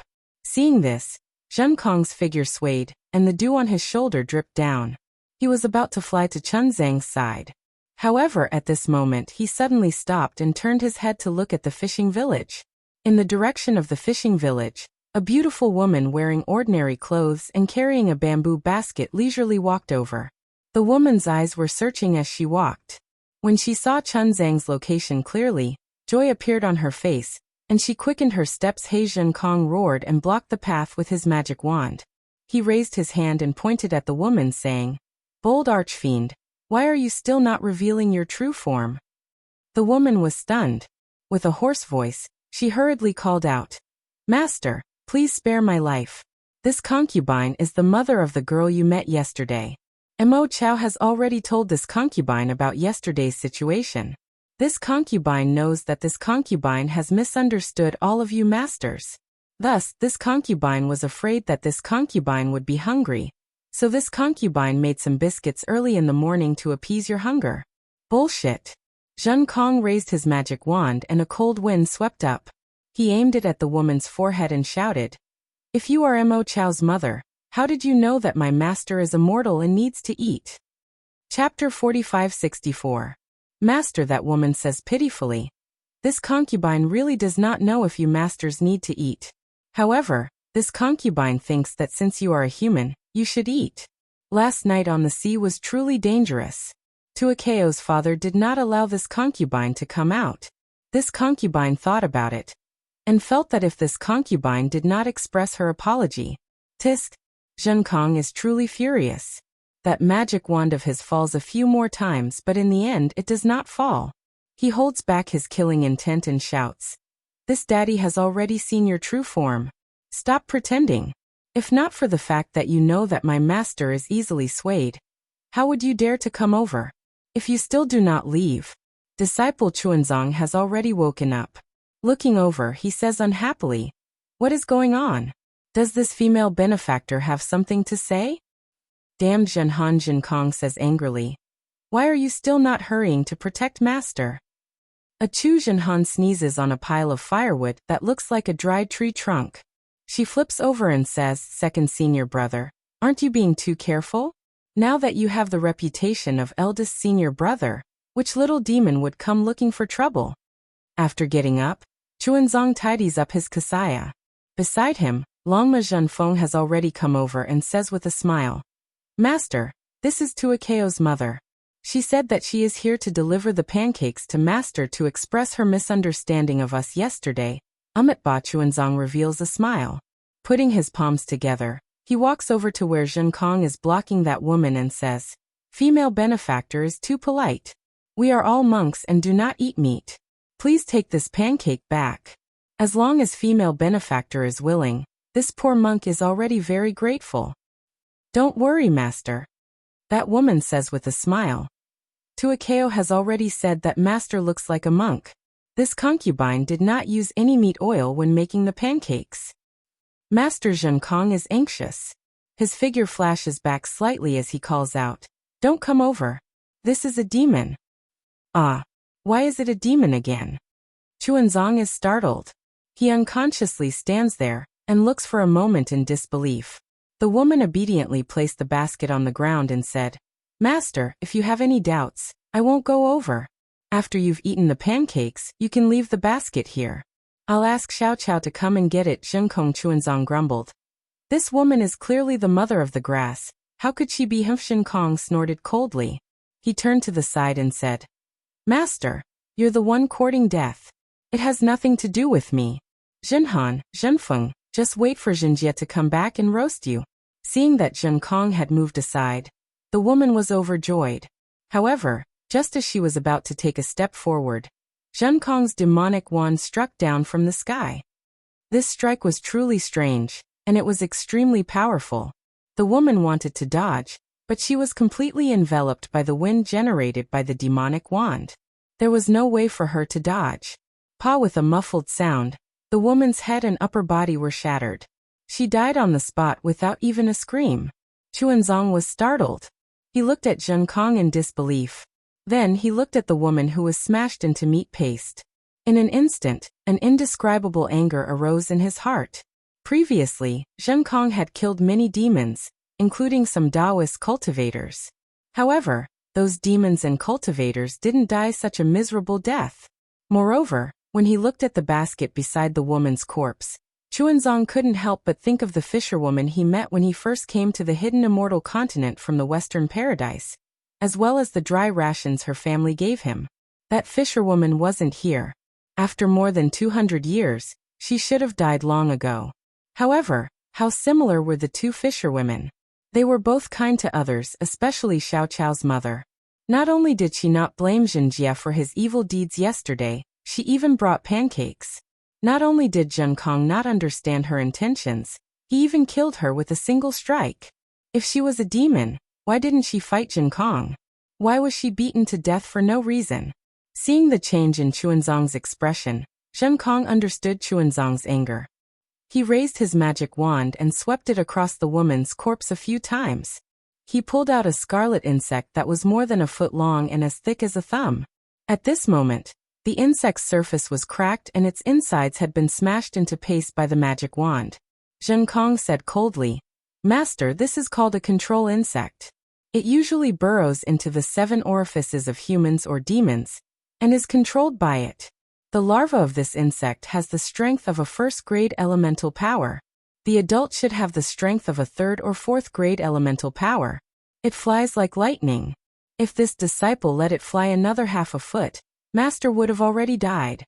After saying that, Zhen Kong placed the magic wand on his shoulder.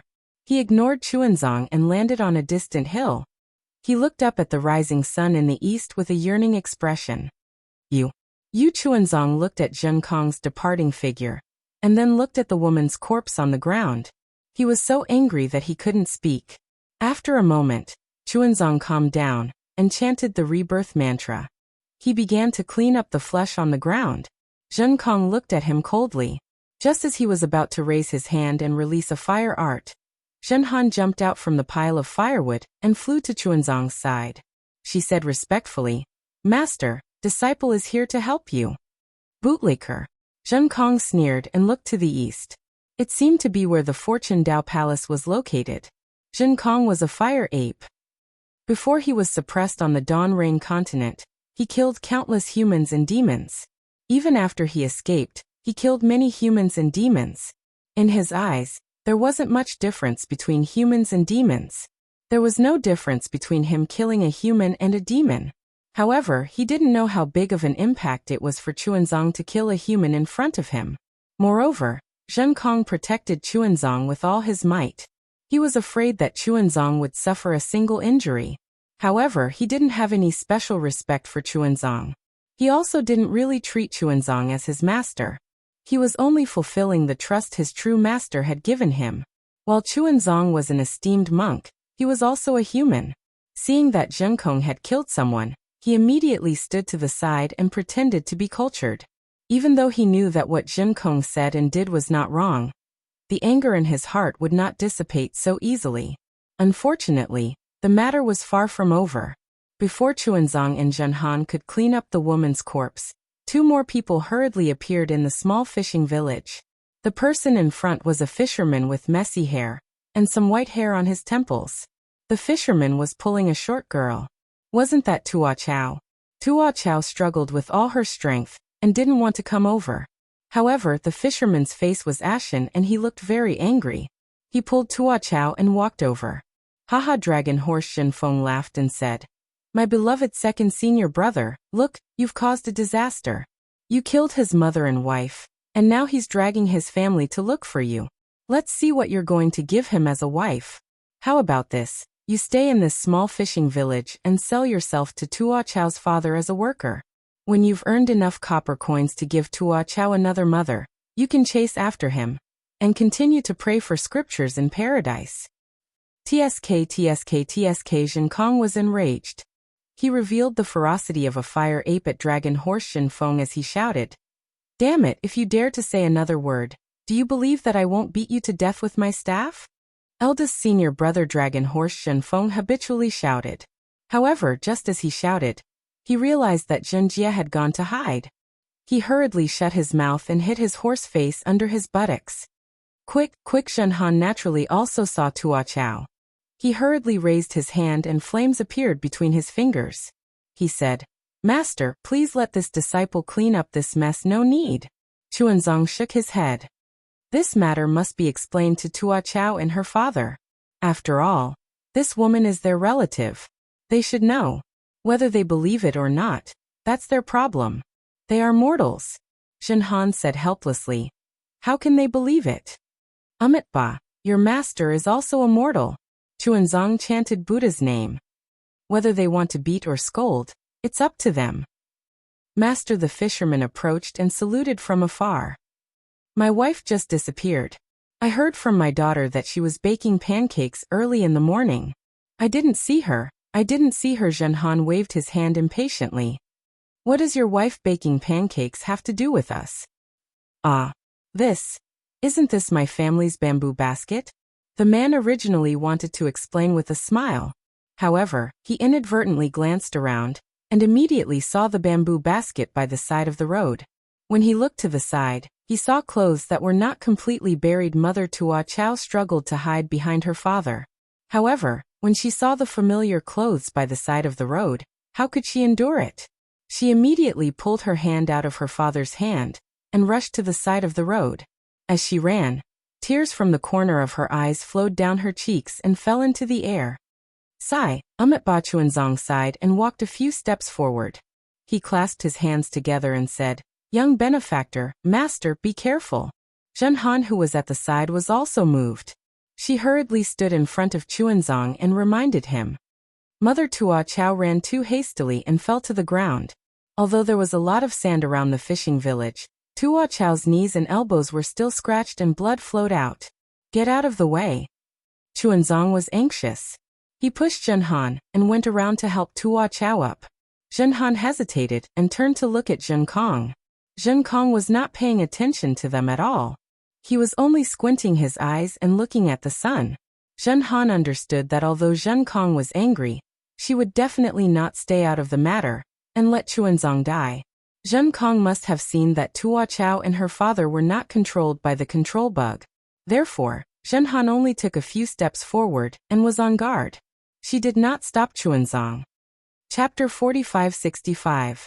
To Chuanzong's surprise, even though Mo Chao's body was scratched, she was very agile. She rolled on the ground and immediately got up. Ignoring Chuanzong, she pounced towards the blood-stained clothes on the ground. My wife, the man also realized what happened. His face was filled with sorrow as he quickened his steps and followed behind Mo Chao. Chuanzong was very embarrassed. He took a deep breath and walked over. Benefactor, please listen to this poor monk's explanation. You the man suddenly sped up and shouted. You killed my wife. You have to pay for my wife's death with your life. Oh no. Seeing the man's strange behavior, Zhenhan was shocked. He quickly opened his mouth and was about to spit out a mouthful of sword qi. However, at this moment, Chuanzong was standing in front of him. Moreover, the fisherman had already spat out black gas from his nostrils. A black light like a control insect appeared in the black gas. Zhenhan's figure flashed. Just as she dodged Chuanzong's attack, the sword qi in his mouth had already been spat out. At this moment, there was another thunderous sound. A rolling shadow of a staff swept past Chuanzong's head. The powerful wave of qi not only pushed Chuanzong to the ground, but even Zhenhan's figure staggered a few times and almost fell down. Under such a powerful staff shadow, the control insect was already smashed into several pieces. As for the fisherman behind the control insect, he was not spared either. Where the staff shadow disappeared, his upper body was also smashed into meat paste. Father! Mo Chao had just pounced in front of her mother's corpse. Before she could smell the familiar scent on her mother's clothes, she heard another sound behind her. She naturally turned around and saw her father being smashed into pieces by a magic staff. Although Little Grass was a strong girl, she was still young. She only cried out once before she fainted. Zhen Kong Chuanzong stood up from the ground. His pillow hat was already crooked. He did not care about his clothes and shouted, What are you doing? You. Why did you kill someone again? Zhen Kong's figure appeared in midair. He looked at Chuanzong and his eyes flashed with golden light. He looked at the fainted Mo Chao and seemed to be thinking about something. Don't you dare! Chuanzong hurriedly stood in front of Mo Chao and said, If you kill someone again, kill me first. She doesn't have a control insect on her. Why would I kill her? Zhen Kong sneered and pointed at the control insect corpse on the ground with his magic staff. Take a look for yourself. Think about it. Didn't the black gas fly out of this person's nose with that? Zhen Kong did not say anything else and he flew towards the fishing village. Although Zhen Kong didn't say what they were going to do, Zhen Han understood that there was definitely something wrong with this fishing village, since control bugs kept appearing. So, Zhen Han shouted. Zhen, be on your guard. Don't let the monster. Yes. Without Zhen Jie and Zhen Kong, Zhen Feng was very diligent. With a cry, he hurriedly poked his head out from under his butt and looked around. He even cried out, "Damn it, where did all the merit points from the Immortal Palace go? I must report them to Immortal Emperor Go Chun for being absent from work." Ba Chuanzong's mouth was filled with bitterness. He squatted down and picked up Mo Chao's thin and weak body.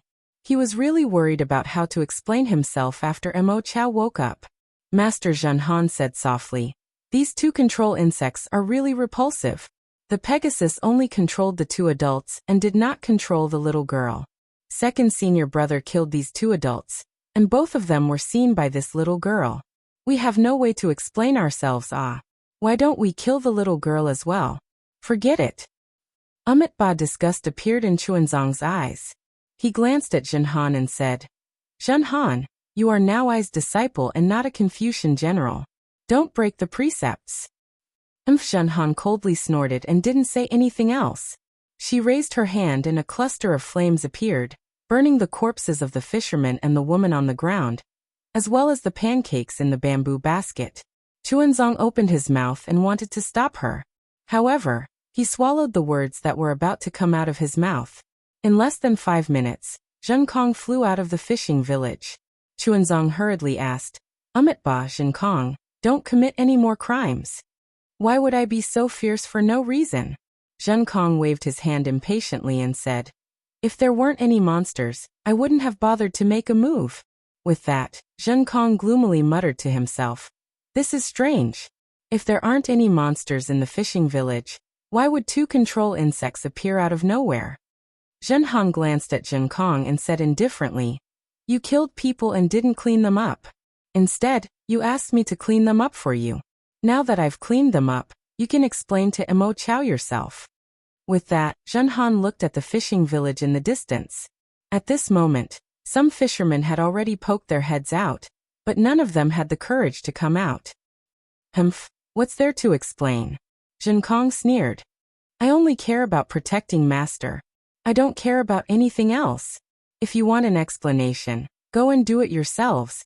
"Mother, Father." At this moment, Mo Chao woke up. She called out and sobbed softly. Her small figure shrank into Chuanzong's embrace as she avoided Zhen Kong with a fearful gaze.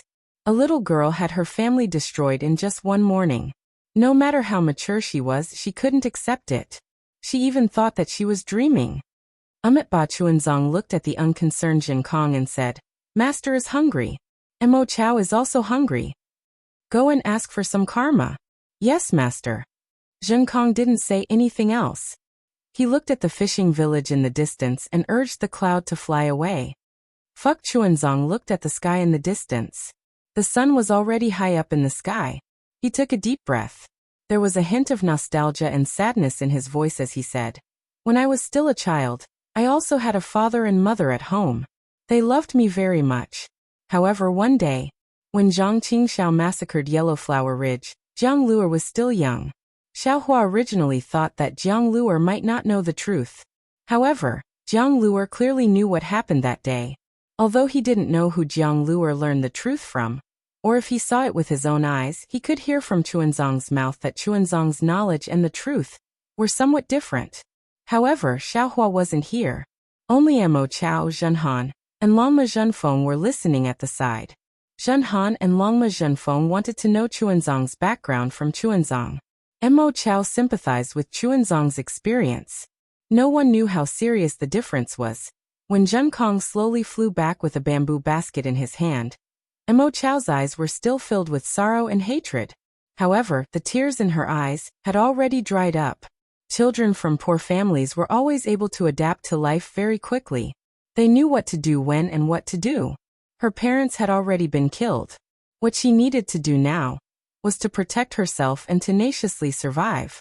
Zhen Kong placed the bamboo basket in front of Chuanzong. After hesitating for a moment, he said, Master, I got this from the town in front.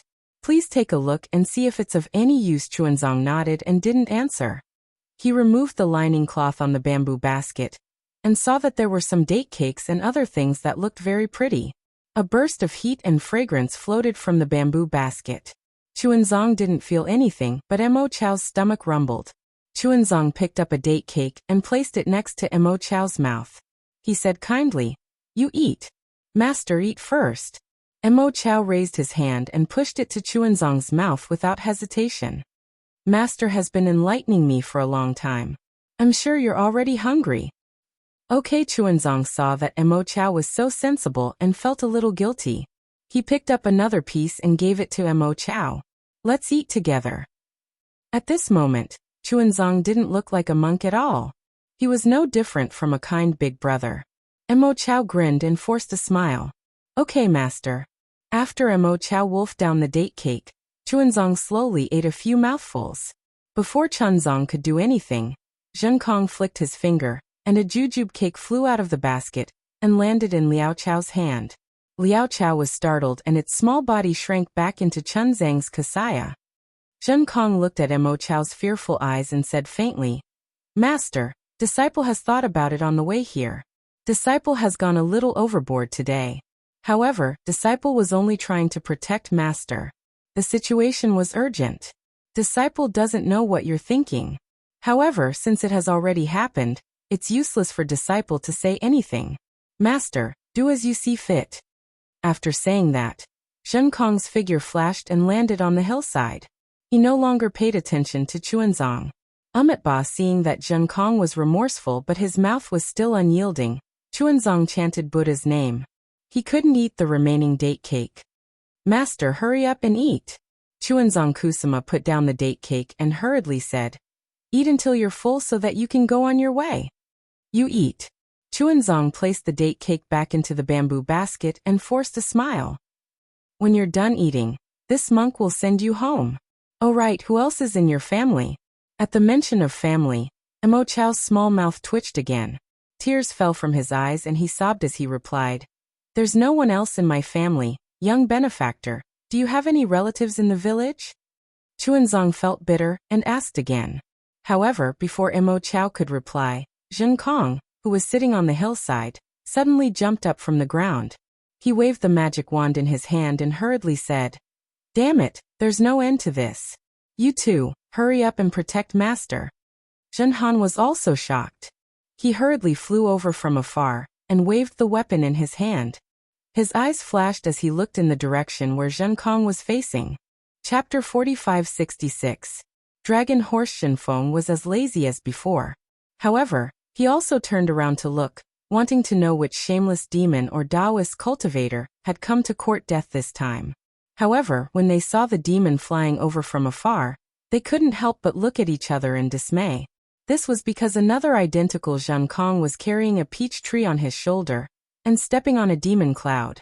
He had a gloomy expression on his face as he flew back. The second Zheng Kong was clearly a little absent-minded and didn't release his origin will to investigate.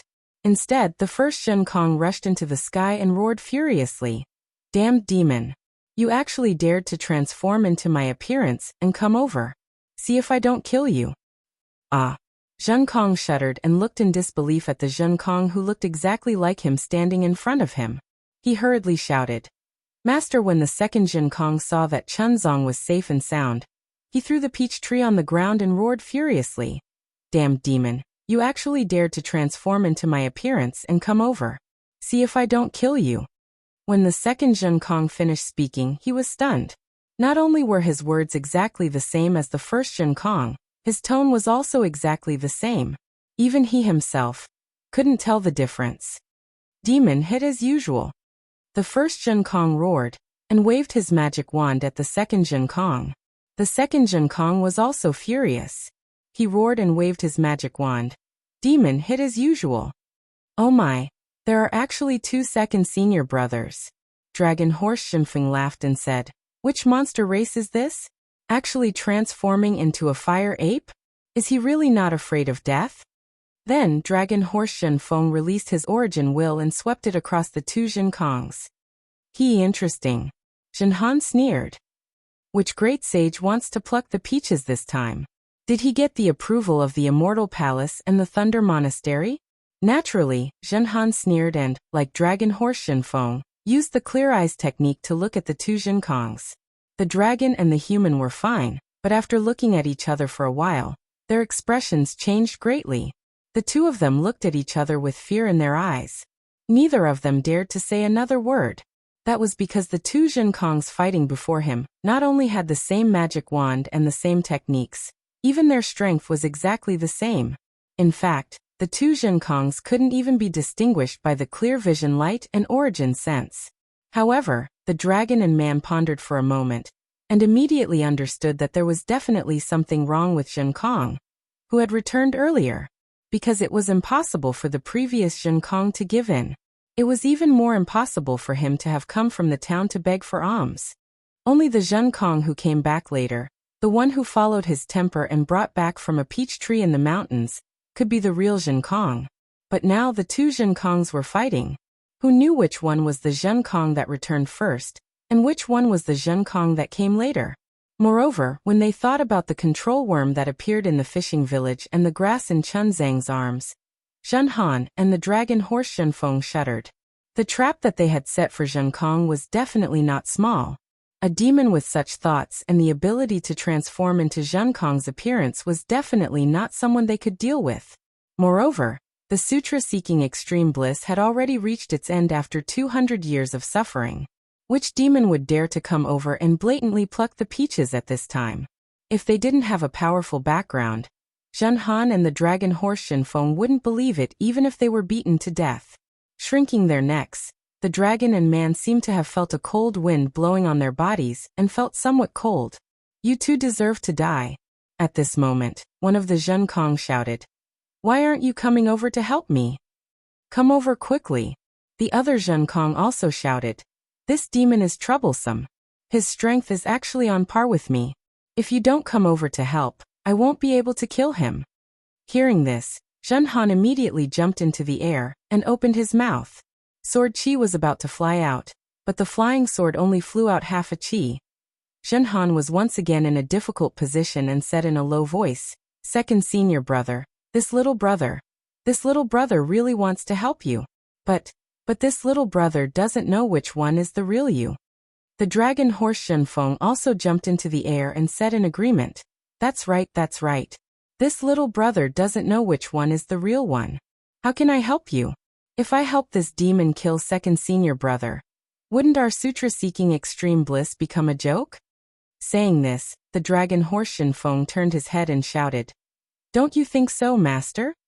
Chunzang was naturally not stupid. The moment he saw the two Zhenkongs, he immediately understood what was going on. However, he was currently the same as Zhenhan and the dragon horse Shenfeng, dumbfounded, because he was unable to differentiate the two Zhenkongs. Which one was the real Zhenkong? "He is the fake Zhenkong," one Zhenkong shouted. He opened his mouth and spat out a flame. The other Zhenkong also shouted, "You are the fake Zhenkong." Saying this, he also spat out a flame. The strangest thing was that when the two flames collided, they were extinguished at the same time. "You dare to secretly learn this daddy's magic? See if this daddy doesn't beat you to death." One Zhenkong shouted and raised his magic wand again, while the other Zhenkong also shouted, "You dare to secretly learn this daddy's magic? See if this daddy doesn't beat you to death." The two Zhenkongs fought in the air again. Seeing that they didn't need to help, Zhenhan and the dragon horse Shenfeng cleverly descended from the air.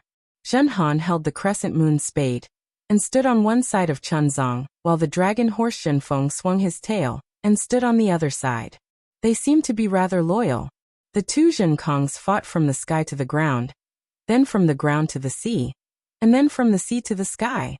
Not only were the winds and clouds surging in the sky, even the calm surface of the sea was gradually surging with huge waves. The two Zhenkongs were still unable to determine the victor. Seeing the scorching sun in the sky, the two Zhenkongs knew that there wouldn't be any conclusion if they continued to fight like this. They both waved their magic wands and descended from the sky. However, the two Zhenkongs seemed to have a tacit understanding and landed a bit far from Chunzang. The two Zhenkongs stabbed their magic wands towards the ground and shouted, "Master, quickly tell us, which one is the fake Zhenkong and which one is the real Zhenkong?" Chunzong helplessly looked at the two identical Zhenkongs and said, "Master's eyes are mortal. How can I tell them apart?" Saying this, Chunzong turned his head and asked Zhenhan and the dragon horse Zhenfeng, "Disciples, which one do you think is the real Zhenkong?" "Master, we really can't tell," Zhenhan and the dragon horse Zhenfeng replied in unison. "Actually, Master can ask some secrets that only you and second senior brother know, damn it." Without waiting for Zhenhan and the dragon horse Zhenfeng to finish speaking, the two Zhenkongs cursed together. "Since it's a secret, how can Master ask it in person? If the fake Zhenkong heard it, wouldn't he know?" "Oh, that's right, Master. Please don't ask." Zhenhan and the dragon horse Zhenfeng realized, and hurriedly said to Chunzong, "Let's wait for eldest senior brother to come back first." "All right, it seems like we can only wait for Zhenjie to come back first." Chunzong could only place his hopes on Zhenjie, who was sleeping somewhere. However, they waited for more than half a day. Seeing that the sun was about to set, they still didn't see the shadow of that pig. Because of the fight between the two Zhenkongs, the fishermen in the fishing village didn't dare to leave the village. Around the fishing village, there were some shelves made of withered branches. Most of them had fishing nets on them. These fishing nets were supposed to be put away last night, but because of the arrival of Chunzong and the others, as well as the battle between Zhenjie and the three demon kings, most of them weren't put away. At this moment, these shelves had collapsed due to the strong wind, and the fishing nets were scattered on the beach. Far away on the beach, there were some small boats. Originally, when the tide rose this morning, the fishermen in the fishing village would go out to sea as usual. However, because of the fight between the two Zhenkongs, the fishermen didn't go out to sea. When the tide rose, some fishing boats were dragged by the seawater and drifted into the sea. Together with the fishing nets from before, most of them were floating not far away from the beach. Although these fishing boats and fishing nets weren't far from the beach, when the tide fell, they would probably drift into the depths of the East Sea. The owners of these boats would lose their boats, and their livelihood would be even more difficult in the future. Looking at the two identical Zhenkongs staring at each other like fighting cocks, ready to fight at any time, Chunzong sighed, and once again looked at the distant sea. A layer of darkness appeared in the depths of the sea. Chunzong, who had already passed through the East Sea 3 times, knew that a storm was coming. Master Xiao Chao said in a low voice, "There will be a storm tonight. If we don't put away the fishing boats now, they will turn into wood chips tomorrow morning." Ba. Chunzong sighed and said, "Even at this time, young benefactor is still thinking about others. You are really kind." Master Dragon Horse Zhenfeng called from the side, "Let's find a place to hide from the rain. Who knows when eldest martial brother will come back this time? It's not the first time he went out to slack off. If the wind is calm, he might come back tomorrow. Now that there is a storm, he must be at the bottom of the sea somewhere." Chunzong pondered for a moment. What Dragon Horse Zhenfeng said was the truth. Zhenjie was loyal to Chunzong, but he was also very lazy. When they first came down from the snowy mountain, he was fine, lying on Dragon Horse Zhenfeng's back to sleep every day. Later, Zhenjie felt uncomfortable on Dragon Horse Zhenfeng's back, so he would find excuses to go out and fight demons from time to time. This fight would take at most 10 days, and at least a few days. However, at that time, Zhenkong was there, so Chunzong didn't feel that there was much difference. But now that Zhenkong was in trouble, Zhenjie went out to slack off. This small matter was a big deal. "Let's go." Chunzong stood up and said, "Let's go first. Don't block the fishermen's livelihood. If we don't go out to sea, I'm afraid that some families will be in trouble." "Yes, master." The two Zhenkongs answered at the same time, very habitually. Damn it. The two Zhenkongs, who had just rested for a while, were furious again. With a loud shout, they started to fight again. Chapter 45-67. Chunzong was helpless and could only say to Zhenhan, "Disciple, go and pick up the fishing boats and nets scattered in the sea. Don't let them drift with the waves." Master Zhenhan looked at the two Zhenkongs fighting and said nervously, "Right now, I still can't tell which one is real and which one is fake. Disciple has to protect your safety and can't leave without permission. Che Longma Zhenfeng sneered. It's obvious that the one who came back first is fake. If he wanted to harm Master, he would have made a move already. Why wait until now? I think the one who came back later is fake. Zhen Han snorted. Zhenfeng, you are from the dragon race. Picking up fishing boats and nets from the sea is your specialty. You should be the one doing this. Bah. Longma Zhenfeng spat. I am the 10th prince of the Eastern Sea Dragon Palace. How can I do such a trivial thing?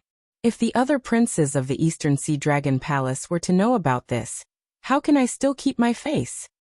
You are already being ridden by a pig. What face do you still want? Zhen Han retorted. However, he immediately looked at Chun Zong, who was walking towards the sea, and shouted, Master, what are you doing? Ba. Master is going to do such a trivial thing. Chun Zong said without turning his head back. Master, don't be anxious. Disciple was just joking with junior brother. How could Zhen Han dare to let Chun Zong go to the sea? He hurriedly said and flew above the sea. He raised his hand and grabbed the fishing boats and nets several li away. With a wave of his hand, he was about to throw them to the beach. Chun Zong saw this and hurriedly shouted, Disciple, be careful. Don't break these fishing boats. You are really long-winded. Although Zhen Han was impatient, he still restrained his temper and flew to the beach and put down the fishing boats and nets. After one more grab, the entire surface of the sea was cleaned. Zhen Han's face was a little pale as she gasped for breath and said, Master, Disciple was fortunate enough to not disappoint you. Amazing. Third senior brother is really amazing. Longma Zhenfeng raised his hoof and praised with admiration. Gosh, Chuanzong looked at the little girl and asked, We should be on our way. This penniless monk will send you back to the fishing village. But Liao Chao blinked and said, Master, if you send me back, I will starve to death. How is this possible? Zhen Han sneered. Although there are only 40 to 50 families in this small fishing village, there are still over 100 people. Wouldn't having a little girl like you mean having an extra pair of chopsticks? Besides, don't you know how to pick up seafood on the beach? Even if you were at home, would they just watch you starve to death? Mao Chao opened her mouth but didn't know how to explain. After a while, she pointed in the direction of the fishing village and said, Before the new year, there was a guy called Smelly Fish in our village. His parents went out to sea and didn't come back. He disappeared after that. Ba Chuanjue chanted the name of Buddha. Zhua Chao's worries are not unfounded. These fishermen only relied on fishing for a living, and even a family of 3 might have problems filling their stomachs. How could they spare the energy to adopt a little girl? Not to mention Zhua Chao living alone. Who knows what kind of ancient people she would meet? In this era, people can only live for themselves. Conscience is about to disappear. This is also the reason why Master wants to bring the Mahayana Buddhist scriptures to the hidden immortal continent, so that under the illumination of Buddha's light, the world can become one. Master, do as you wish, Zhen Han casually replied. Zhenfeng Chuanjue spoke again. Come here. Yes, Master, Zhenfeng replied. Just as he took 2 steps forward, he suddenly realized something and cried out in shock. Monk, what are you doing? Ba, Zhua Chao is still a child. Master wants to take her away, so naturally I have to ride on your body. Chuanjue replied indifferently. Dragon Horse Zhenfeng quickly retreated and shouted. How can this be? I am the 10th prince of the Eastern Sea Dragon Palace. How many people in this world can ride on my body? It is already good enough for me to become your disciple. You actually want a secular girl to ride on my body? You are humiliating me, humiliating my Eastern Sea Dragon Palace. Master Zhen Han also frowned and said, If this Zhua Chao is a boy, then so be it. We can just bring her along. She is a girl. Although she is young, she is still a girl. I am afraid that it will be inconvenient to bring her along, right? That's right.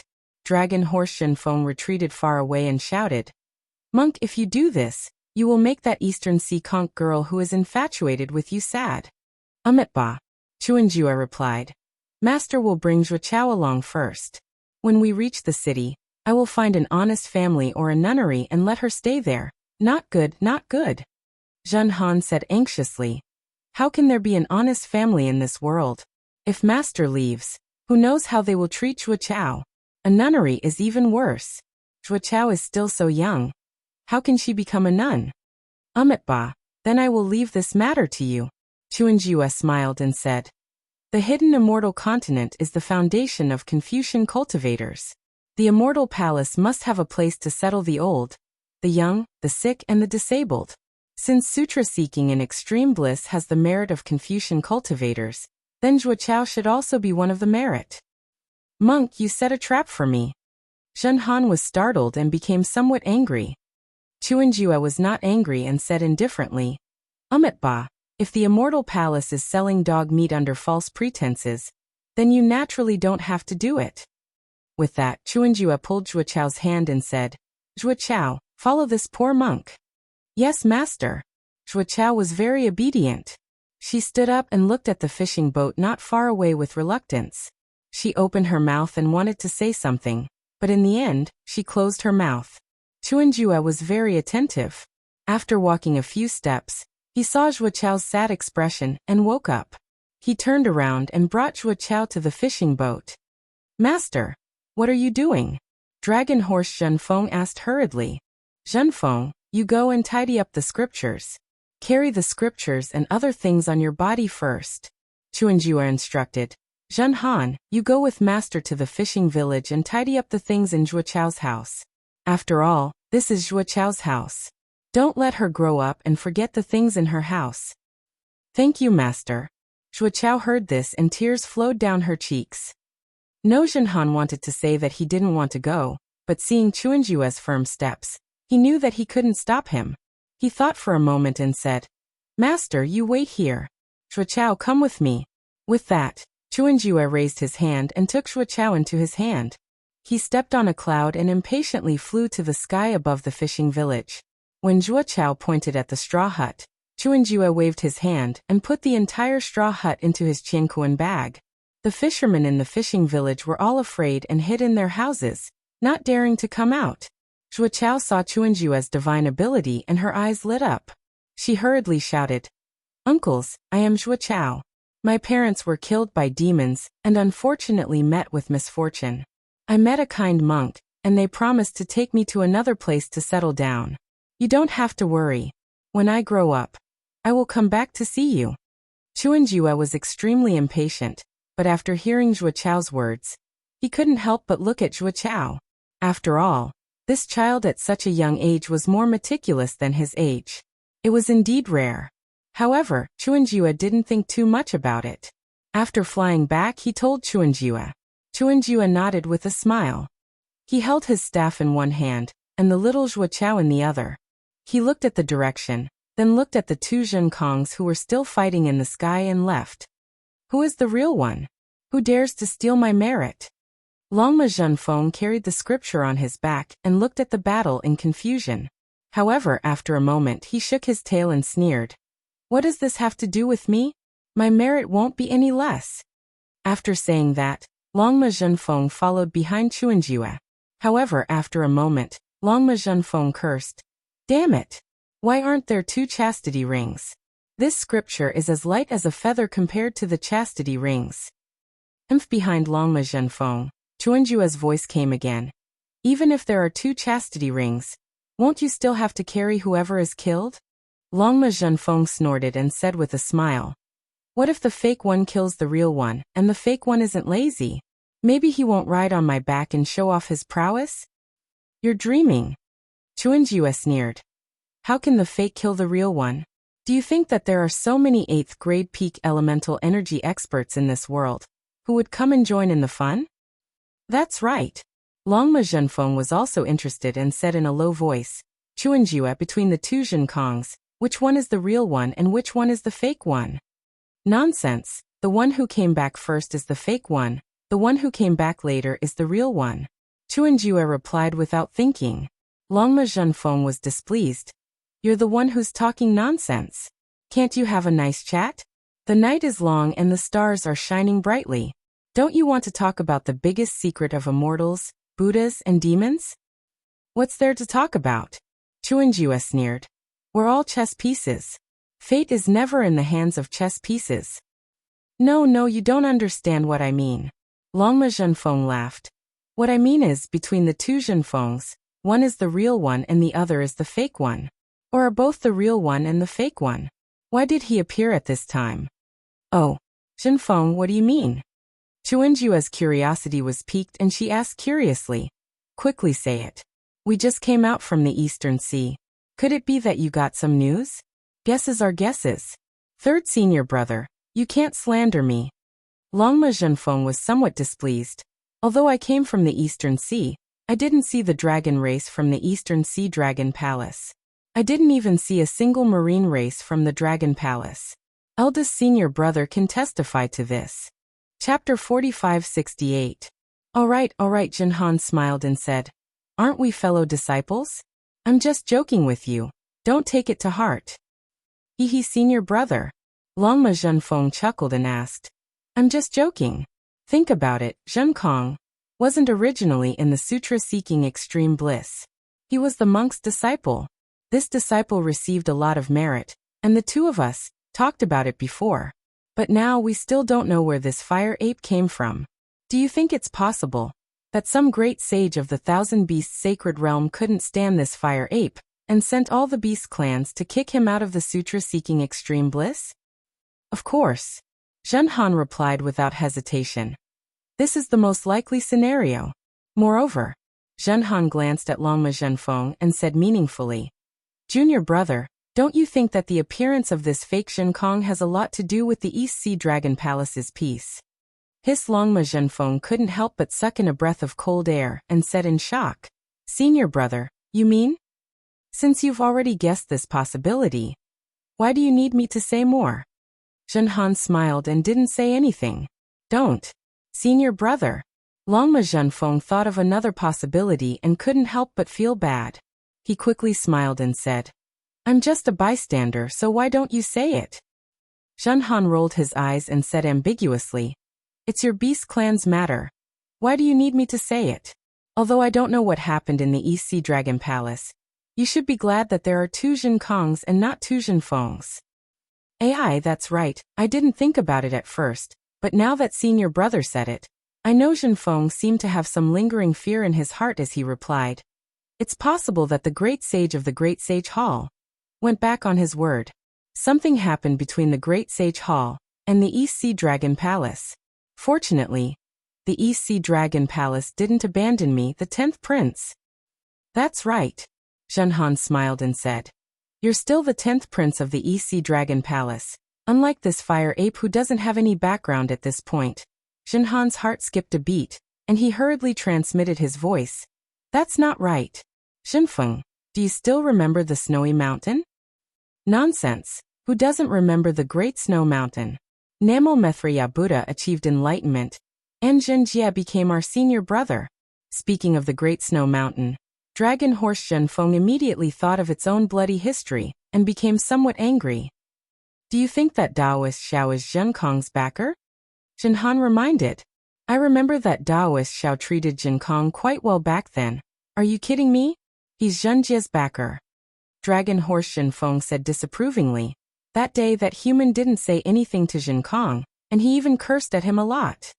The funniest thing is that the fire ape didn't know the immensity of heaven and earth, and wanted to ask that human for a magic treasure. Wasn't it rejected by the human? That's true. Zhenhan nodded and said, If Taoist Xiao has a backer, it's not a big deal to give him a magic treasure. Moreover, Taoist Master Xiao rejected him very tactfully. With one look, I can tell that he is not on the same side as Zhenkong. You humans are really laughable. Dragon Horse Zhenfeng mocked. A rejection is a rejection. Why did you say, when you are done with the sutra-seeking extreme bliss, come and ask me for it, and I will keep it for you? That's too fake. Hee, why else would I be a human? There are a lot of ways of the world that you monsters don't understand. Zhenhan replied with a mischievous smile. I am a dragon, the 10th prince of the East Sea Dragon Palace, not a monster. Dragon Horse Zhenfeng corrected again. These words. He had probably said it more than 2,000 times in the 200 years he had spent in the sutra-seeking extreme bliss. Zhenhan didn't mind. He raised his head and looked at the two Zhenkongs in the distant night sky and said with a smile, "In my opinion, this fake Zhenkong was sent by the great sage palace to kill Zhenkong and seize his merits." "That's not right." Dragon Horse Zhenfeng was about to nod, but he suddenly thought of something and said in confusion, "If this is the work of the great sage palace, why didn't they lure Zhenkong to a secret place and kill him before letting the fake Zhenkong come back?" "That's right, that's true." Zhenhan also didn't understand, but then he asked curiously, "If that's not the case, then how do you explain those three monsters with 8th grade essence energy? Weren't they sent by the great sage palace to lure the tiger away from the mountain?" "It's getting more and more complicated." Dragon Horse Zhenfeng kicked his front hooves and said, "If it isn't the great sage palace, then could it be the immortal palace?" "How could it be the immortal palace?" Zhenhan didn't understand what Dragon Horse Zhenfeng was thinking. "Look, nothing happened at the Sutra world, but when we arrived at the hidden immortal continent, before we even set foot on the ground, the three monster kings came." Dragon Horse Zhenfeng said with a smile. "Then eldest senior brother disappeared. The control insect came and the real Zhenkong was discovered. And the merit officer who should have appeared has yet to appear. Do you think the immortal palace did this on purpose?" He Zhenhan smiled and said, "Even if my immortal palace wanted to do something, we would definitely not use a monster as an excuse. Not to mention, using such despicable methods.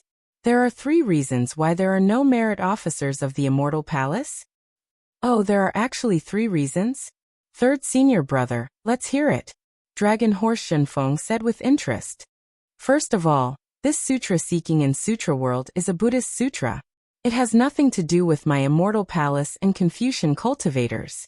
Why would the merit officers of my immortal palace care about it?" Tell me, then what?" "Then, since eldest senior brother came from the Great Snow Mountain, those so-called tribulations are no longer tribulations. The sutra seeking in Sutra world has been smooth sailing. Even the Thunder Temple's protector has slacked off, not to mention the merit officers of my immortal palace." "What else?" "It's possible that the merit officers of the Thunder Temple are negotiating with the Thunder Temple's protector." Zhenhan smiled and pointed to the sky. "Maybe they don't like each other and are killing each other." Dragon Horse Zhenfeng also smiled and said the same thing as Zhenhan. The 3 reasons that third senior apprentice brother mentioned sound reasonable. Moreover, the immortal palace will also have misgivings about their face, and won't use such despicable methods. However, don't forget that on the hidden immortal continent, there are still the 4 great clans and the 100 clans. If this is the case, third senior brother, you are just lucky." Zhenhan's sweat dripped down from his forehead. His situation was very similar to Dragon Horse Zhenfeng's. It was just that his status was a bit more official than Dragon Horse Zhenfeng's. If the 4 great clans really went back on their words and wanted to take advantage of the situation, he might really become a sacrifice. However, since there are 2 Zhenkongs, Zhenfeng and Zhenhan looked at each other again, and a knowing smile appeared on their faces. They whispered to each other through telepathy, "Then the danger we're in is gone." However, a moment later, Zhenhan whispered, "From the looks of it, we have temporarily avoided the danger. However, we still have to be careful. Before the truth comes to light, anything is possible." Everyone sweeps the snow in front of their own door.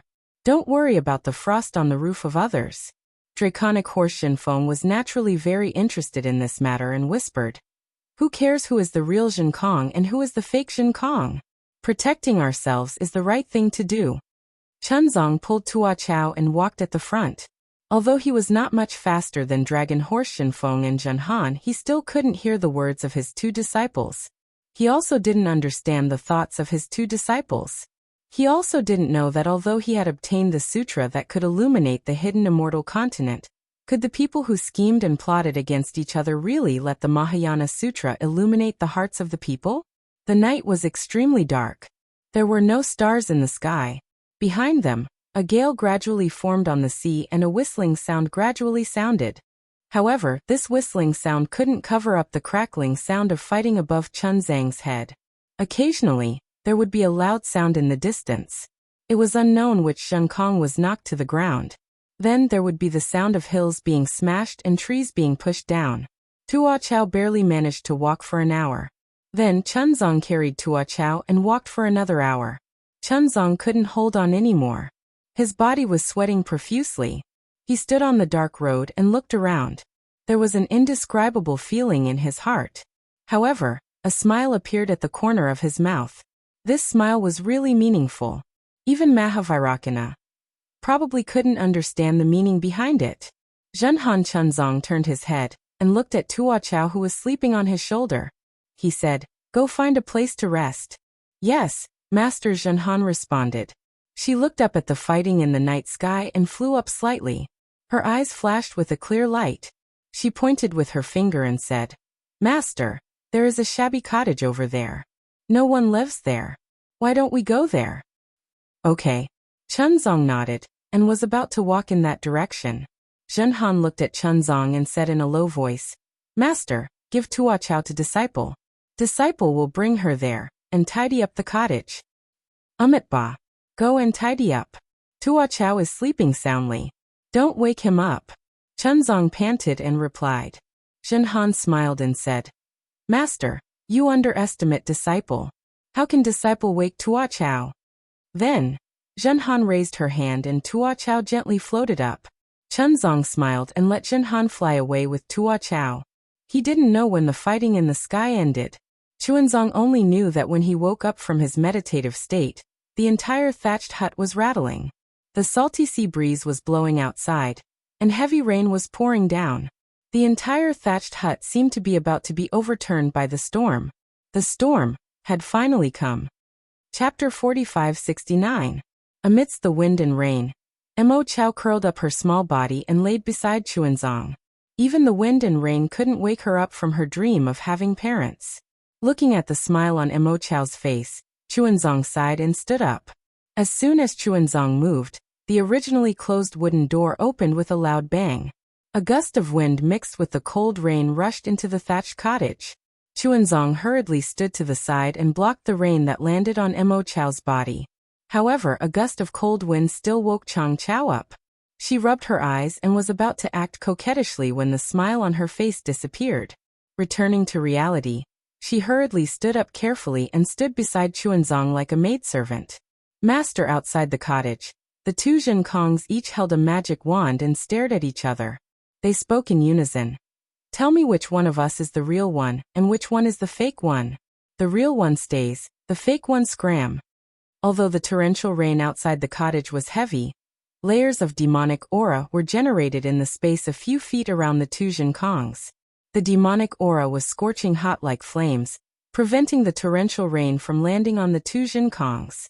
However, the two Zhenkongs were covered in mud, and even had some bloodstains. It was obvious that they were injured during the fight. Chuanzong looked at them and felt his heart ache. After listening to the two Zhenkongs, he understood that the two Zhenkongs were exactly the same. Neither of them could defeat the other. That was why they came to such a compromise. Unfortunately, Chuanzong looked at them again and again. After the time it took to finish a meal, he spoke. "Disciple, I really can't tell. Who is the real Zhenkong? You need the heavenly eye of Buddhism to be able to tell, right? Can't both of you fly? If you can go to Lane Temple, Mahavairakana should be able to tell the difference." "Monk." To Chuanzong's surprise, the two Zhenkongs spoke at the same time. "You think I've been protecting you all this time? Now that I need your help, you can't even tell who is the real one and who is the fake one." Chuanzong was not surprised by Zhenkong's lack of respect. What he found strange was that the two Zhenkongs actually spoke the same word. He said helplessly, "Oh Zhenkong, you've seen it for yourself. It's not that I don't want to help you. Whatever you want to say, that fake knows in advance. Even the way you speak is the same. How can I tell the difference?" "If that's the case," the two Zhenkongs said at the same time, "let's go find the Vairocana revered one. Monk, be careful along the way." "Go, Master will wait for you here." Chunking nodded and replied. "Hee monk, do you think Lane Temple is a small fishing village?" The two Zhenkongs mocked. "It'll take months or even years for us to make a round trip. You'd better go on your own." "I see." Chuanzong was stunned. "If that's the case, Why don't you wait until Jinjie comes back? The two Jinkongs sneered. If only he could see through it. Then Chunzong hesitated and asked, this is already the hidden immortal continent. Can the immortal palace help? That's right, that's right. Hearing this, the two Jinkongs were overjoyed and shouted, damn Jinhan, why aren't you hurrying to find the merit Chow on duty? Second senior brother Jinhan smiled bitterly. With such strong winds and heavy rain, where do you want me to find without waiting for him to finish? The two Jinkongs raised their wands and said, damn it, if you dare to say another word, I'll beat you to death. Seeing that the two Jinkongs were angered, Jinhan did not dare to stay out of it. He hurriedly waved his hand and said, second senior brother, don't be anxious. I'll go and find the merit Chow on duty now. Hurry back. The patience of the two Jinkongs had long been worn out. He waved his wand and said, be careful of my wand. Yes, yes. Jinhan hurriedly nodded his head and hurriedly left on his cloud. Damn it, the eyes of the two Jinkongs turned blood red, and there were flames within the blood red eyes. Both of you are useless. You can't even see through a demon. Fight. As he said that, the two Jinkongs started fighting again. Seeing the two fire apes fighting in the air again, Chunzong carefully closed the door. However, before he could turn around, Xiao Chao's words gave him a fright. Master Xiao Chao's voice was as soft as a mosquito. I know who is the real one. What? Chunzong was shocked. Without hesitation, he stepped forward and covered Xiao Chao's mouth. He said in a low voice, do you want to die? Don't say it out loud. That fake one can beat you to death with a single blow. Xiao Chao nodded her head sensibly and pursed her lips. At this moment, one of the two Jinkongs who were fighting suddenly glanced at the thatched cottage below him, and a ferocious glint appeared in his eyes. That figure actually had the intention to descend. However, the other Jinkongs was fighting excitedly. He was entangling this Jinkongs tightly. This fake Jinkongs also managed to extricate himself in a short period of time. After a while, the two of them flew high into the dark clouds. The sounds of fighting gradually disappeared. Hearing that there was no movement outside, Chunzong lowered his voice and said, Xiao Chao, wait for a while. Wait for my eldest disciple to return. And Xiao Chao nodded her head again. Chunzong looked at the wind and rain outside the cottage and asked in bewilderment, Xiao Chao, how can you tell? Xiao Chao looked at Chunzong and hesitated for a while. She said in a low voice, because he is really my enemy. I must remember him. I want to avenge my parents. Ba Chunzang's heart was filled with mixed feelings. He said, Xiao Chao, how about this poor monk recite a scripture for you? Sure. Master Xiao Chao nodded. Avalokitesvara Bodhisattva, when he walked the deep Prajna Paramitha for a long time, he saw that the 5 skandhas were all emptiness. He transcended all suffering. Chunzong placed his palms together and recited softly. Xiao Chao's face was filled with confusion. She did not know what Chunzong was reciting, but she listened obediently. Boom! At this time, a loud sound came from outside the cottage. It was unknown whether it was the wind and rain or the aftermath of the battle, but the roof of the cottage was suddenly lifted, and the wind and rain poured in. Chunzong immediately understood what happened. He did not hesitate and pulled Xiao Chao into his arms. There was no fear on his face. He raised his head and looked at the wind and rain while chanting the Heart Sutra of Prajna Paramitha. Clap, clap, clap. The sound of the magic wands hitting each other was endless. Soon after, the sound gradually faded away. However, Chunzong was not at ease. He still protected Xiao Chao in front of his chest, blocking the wind and rain and danger. Damn it! Longma Zhenfeng's voice came from outside the cottage. I wanted to be idle for a while, but you had to drag me out. I am the 10th prince of the Eastern Sea Dragon Palace. Now, I have become a craftsman repairing a cottage? Following Longma Zhenfeng's voice, the roof that was previously lifted returned and blocked the wind and rain. Master, are you all right? Dragon Horse Zhenfeng was very thorough in evading. He didn't even want to meet Jinkong face to face. After asking this question, before Chunzong could reply, he had already disappeared. Chunzang's body was already soaked, but he did not dare to be careless. He did not dare to move his body, and continued to protect Xiao Chao while chanting the sutra. 2 hours later, the rain gradually lessened and the wind weakened. In the distant sky, Zhen Han flew over with 2 earthen lords. Damn it! The 2 Zhenkong's eyes flashed with golden light at the same time as they cursed. Useless things, why did you find 2 earthen lords? However, the 2 Zhenkongs stopped at the same time. One of them glanced at the cottage that was gradually getting further away, and seemed to be calculating something in his heart. Second senior brother Zhen Han shouted. This little brother has found the land of the immortal palace. Useless things, can they tell who is fake? The 2 Zhenkongs did not hesitate to curse. Second senior brother, you don't know. Zhen Han smiled. I also have no way to find the earthen lords on duty. The only one I can find is the earthen lords. However, I heard from these 2 earthen lords that they met the earthen lords on duty yesterday. They should be dealing with the Buddhist sect's guardian heavenly kings and venerables. They will be back soon. How long? One Zhenkong said impatiently while the other Zhenkong looked at the cottage.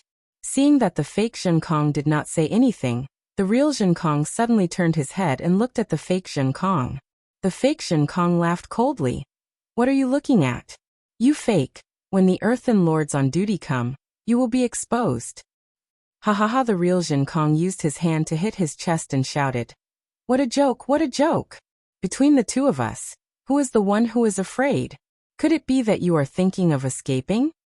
Ha ha ha! The fake Zhenkong used his hand to hit his chest and said. How can I be afraid? Masters, the 2 earthen lords said with a smile.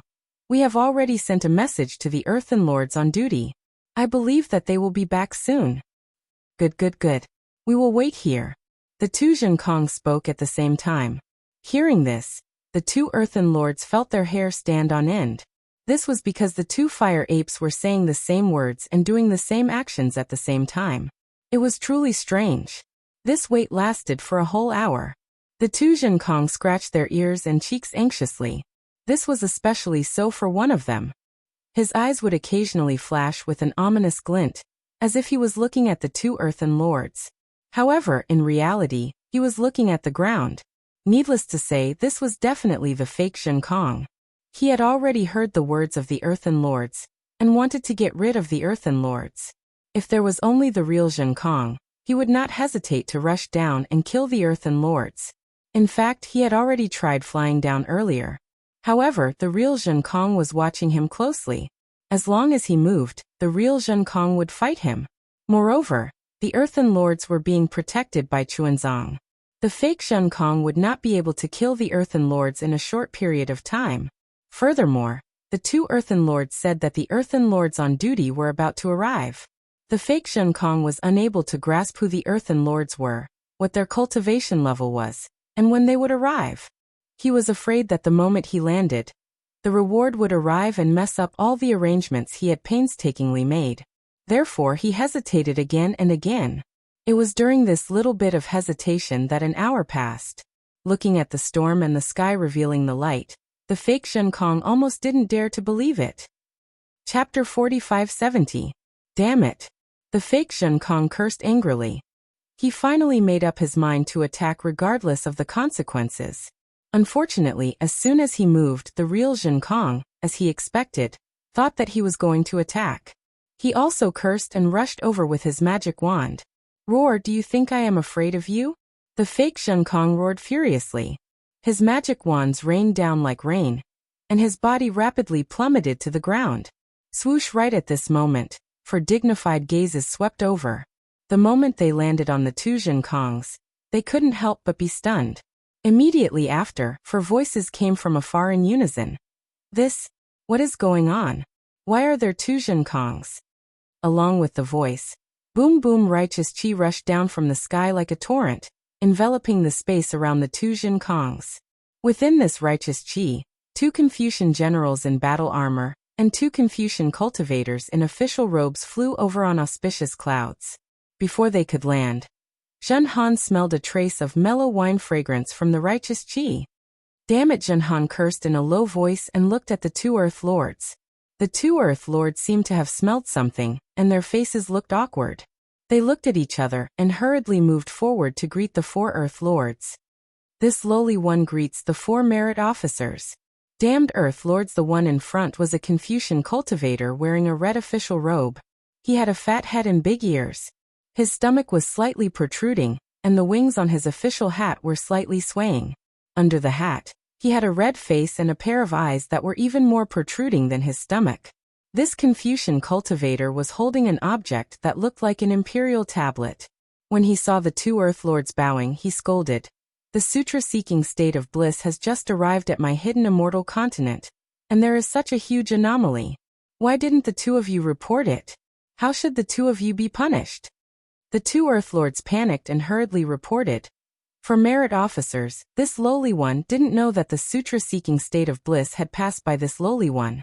Furthermore, the sutra-seeking state of bliss is not within this lowly one's responsibility. What? The merit officer was angry and scolded. The sutra-seeking state of bliss is a huge matter of my immortal palace and Thunder Monastery. How can it not be within your responsibility? Aren't you neglecting your duties by saying such things? The other landlord was even more straightforward. This lowly one has already sent the information about this place to Sir Merit Officer 2 hours ago. Oh. The merit officer was startled. He turned his head to look at the other Confucian general, who was wearing battle armor and holding a hatchet in his hand. He asked curiously, "Merit officer on duty, is there such a thing?" The merit officer's face was also slightly red, but his expression didn't change. He faintly replied, "Lord Merit Officer, I have received some messages, but I don't know which one is from the local land. After all, we have to deal with the Buddhist sect's guardian heavenly kings. There are too many things, and it's difficult to deal with them one by one." As he spoke, the merit officer on duty took out a few small booklets that looked like memorials. He casually flipped through them a few times and took out one of them. He opened it and nodded. "Indeed, it has been issued. Since that's the case, you are all innocent." The merit officer came to a conclusion. He looked at the ground and said proudly, "Thank you, my lord." The 2 landlords finally heaved a sigh of relief. Then they immediately asked, "My lord, we still have duties to do. Do you think we can leave first?" Leave. The merit officer on duty glanced at the 2 Zhenkongs who were still fighting fiercely. He faintly said, "Is there anything more important in the hidden immortal continent than sutra seeking in nirvana?" This the 2 landlords didn't know how to answer. Zhenhan hurriedly said, "Lord Merit Officer on duty is right. Sutra seeking in nirvana came from nirvana to the hidden immortal continent. Previously, everything was in order in nirvana, but when it came to our hidden immortal continent, there was a problem. If our immortal palace didn't handle it properly, it would damage the face of us Confucian cultivators." That's right, that's right, that's right," the other old man wearing an official's robe praised. "The 2 of you also wait here for orders." "Yes, Lord Merit Officer on duty." The 2 disciples knew that this was Lord Merit Officer of the 4 Seasons action to share the responsibility, but they couldn't do anything about it. They could only respond and respectfully stand at the side. The merit officer on duty snorted coldly. He waved his hand and a dozen inscription chains as thin as a thumb appeared. They circled around in the nearby space. He said, "Where did this evildoer come from? He actually dares to disturb the order of our immortal palace's sutra seeking in nirvana? Hurry up and capture him." When the 2 Zhenkongs who were fighting fiercely saw this, joy appeared on their faces. At the same time, they put away their magic wands and flew up to the clouds. They shouted, "Old Merit Officer, you guys are finally here. Hurry up and let us see which one is real and which one is fake." "Damn it." The merit officer on duty cursed in a low voice. He raised his head and looked at the sky, which was filled with mottled clouds. It was as if he disdained to speak with the 2 Zhenkongs. The merit officer on duty didn't speak. The merit officer on duty shouted, "Where did this evildoer come from? He actually dares to disturb the order of our immortal palace's sutra seeking in nirvana. If you kneel down and beg for mercy now, we can still let you go. We might not necessarily capture you and bring you to the immortal palace. When we find you, you can blame us for being ruthless and killing you on the spot. Hurry, hurry," the 2 Zhenkongs shouted at the same time. Hurry up and use your divine abilities to find that damned evildoer. Zhen Kong, the merit officer on duty, didn't use his divine abilities. Instead, he said coldly, I have already heard from the guardian heavenly king that ever since you participated in the sutra seeking in nirvana, you have protected Chuanzong's safety. However, along the way, you have killed many Yao and Taoist cultivators. Is it because you have killed too many Yao that he changed his appearance to harm you? Think about it yourself. Which powerful Yao have you offended? Old merit officer. The two Zhen Kongs immediately became angry. However, they still restrained themselves and said, Are you here to capture the evildoer? Or are you here to judge my merits and demerits?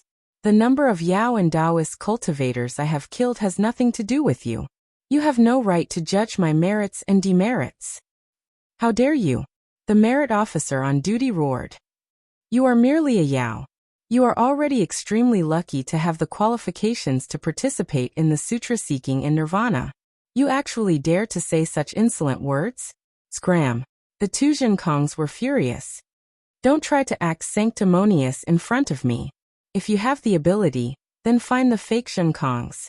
If you don't, then hurry up and scram. When we kill our way into the immortal palace, we will let the immortal emperor punish your criminals.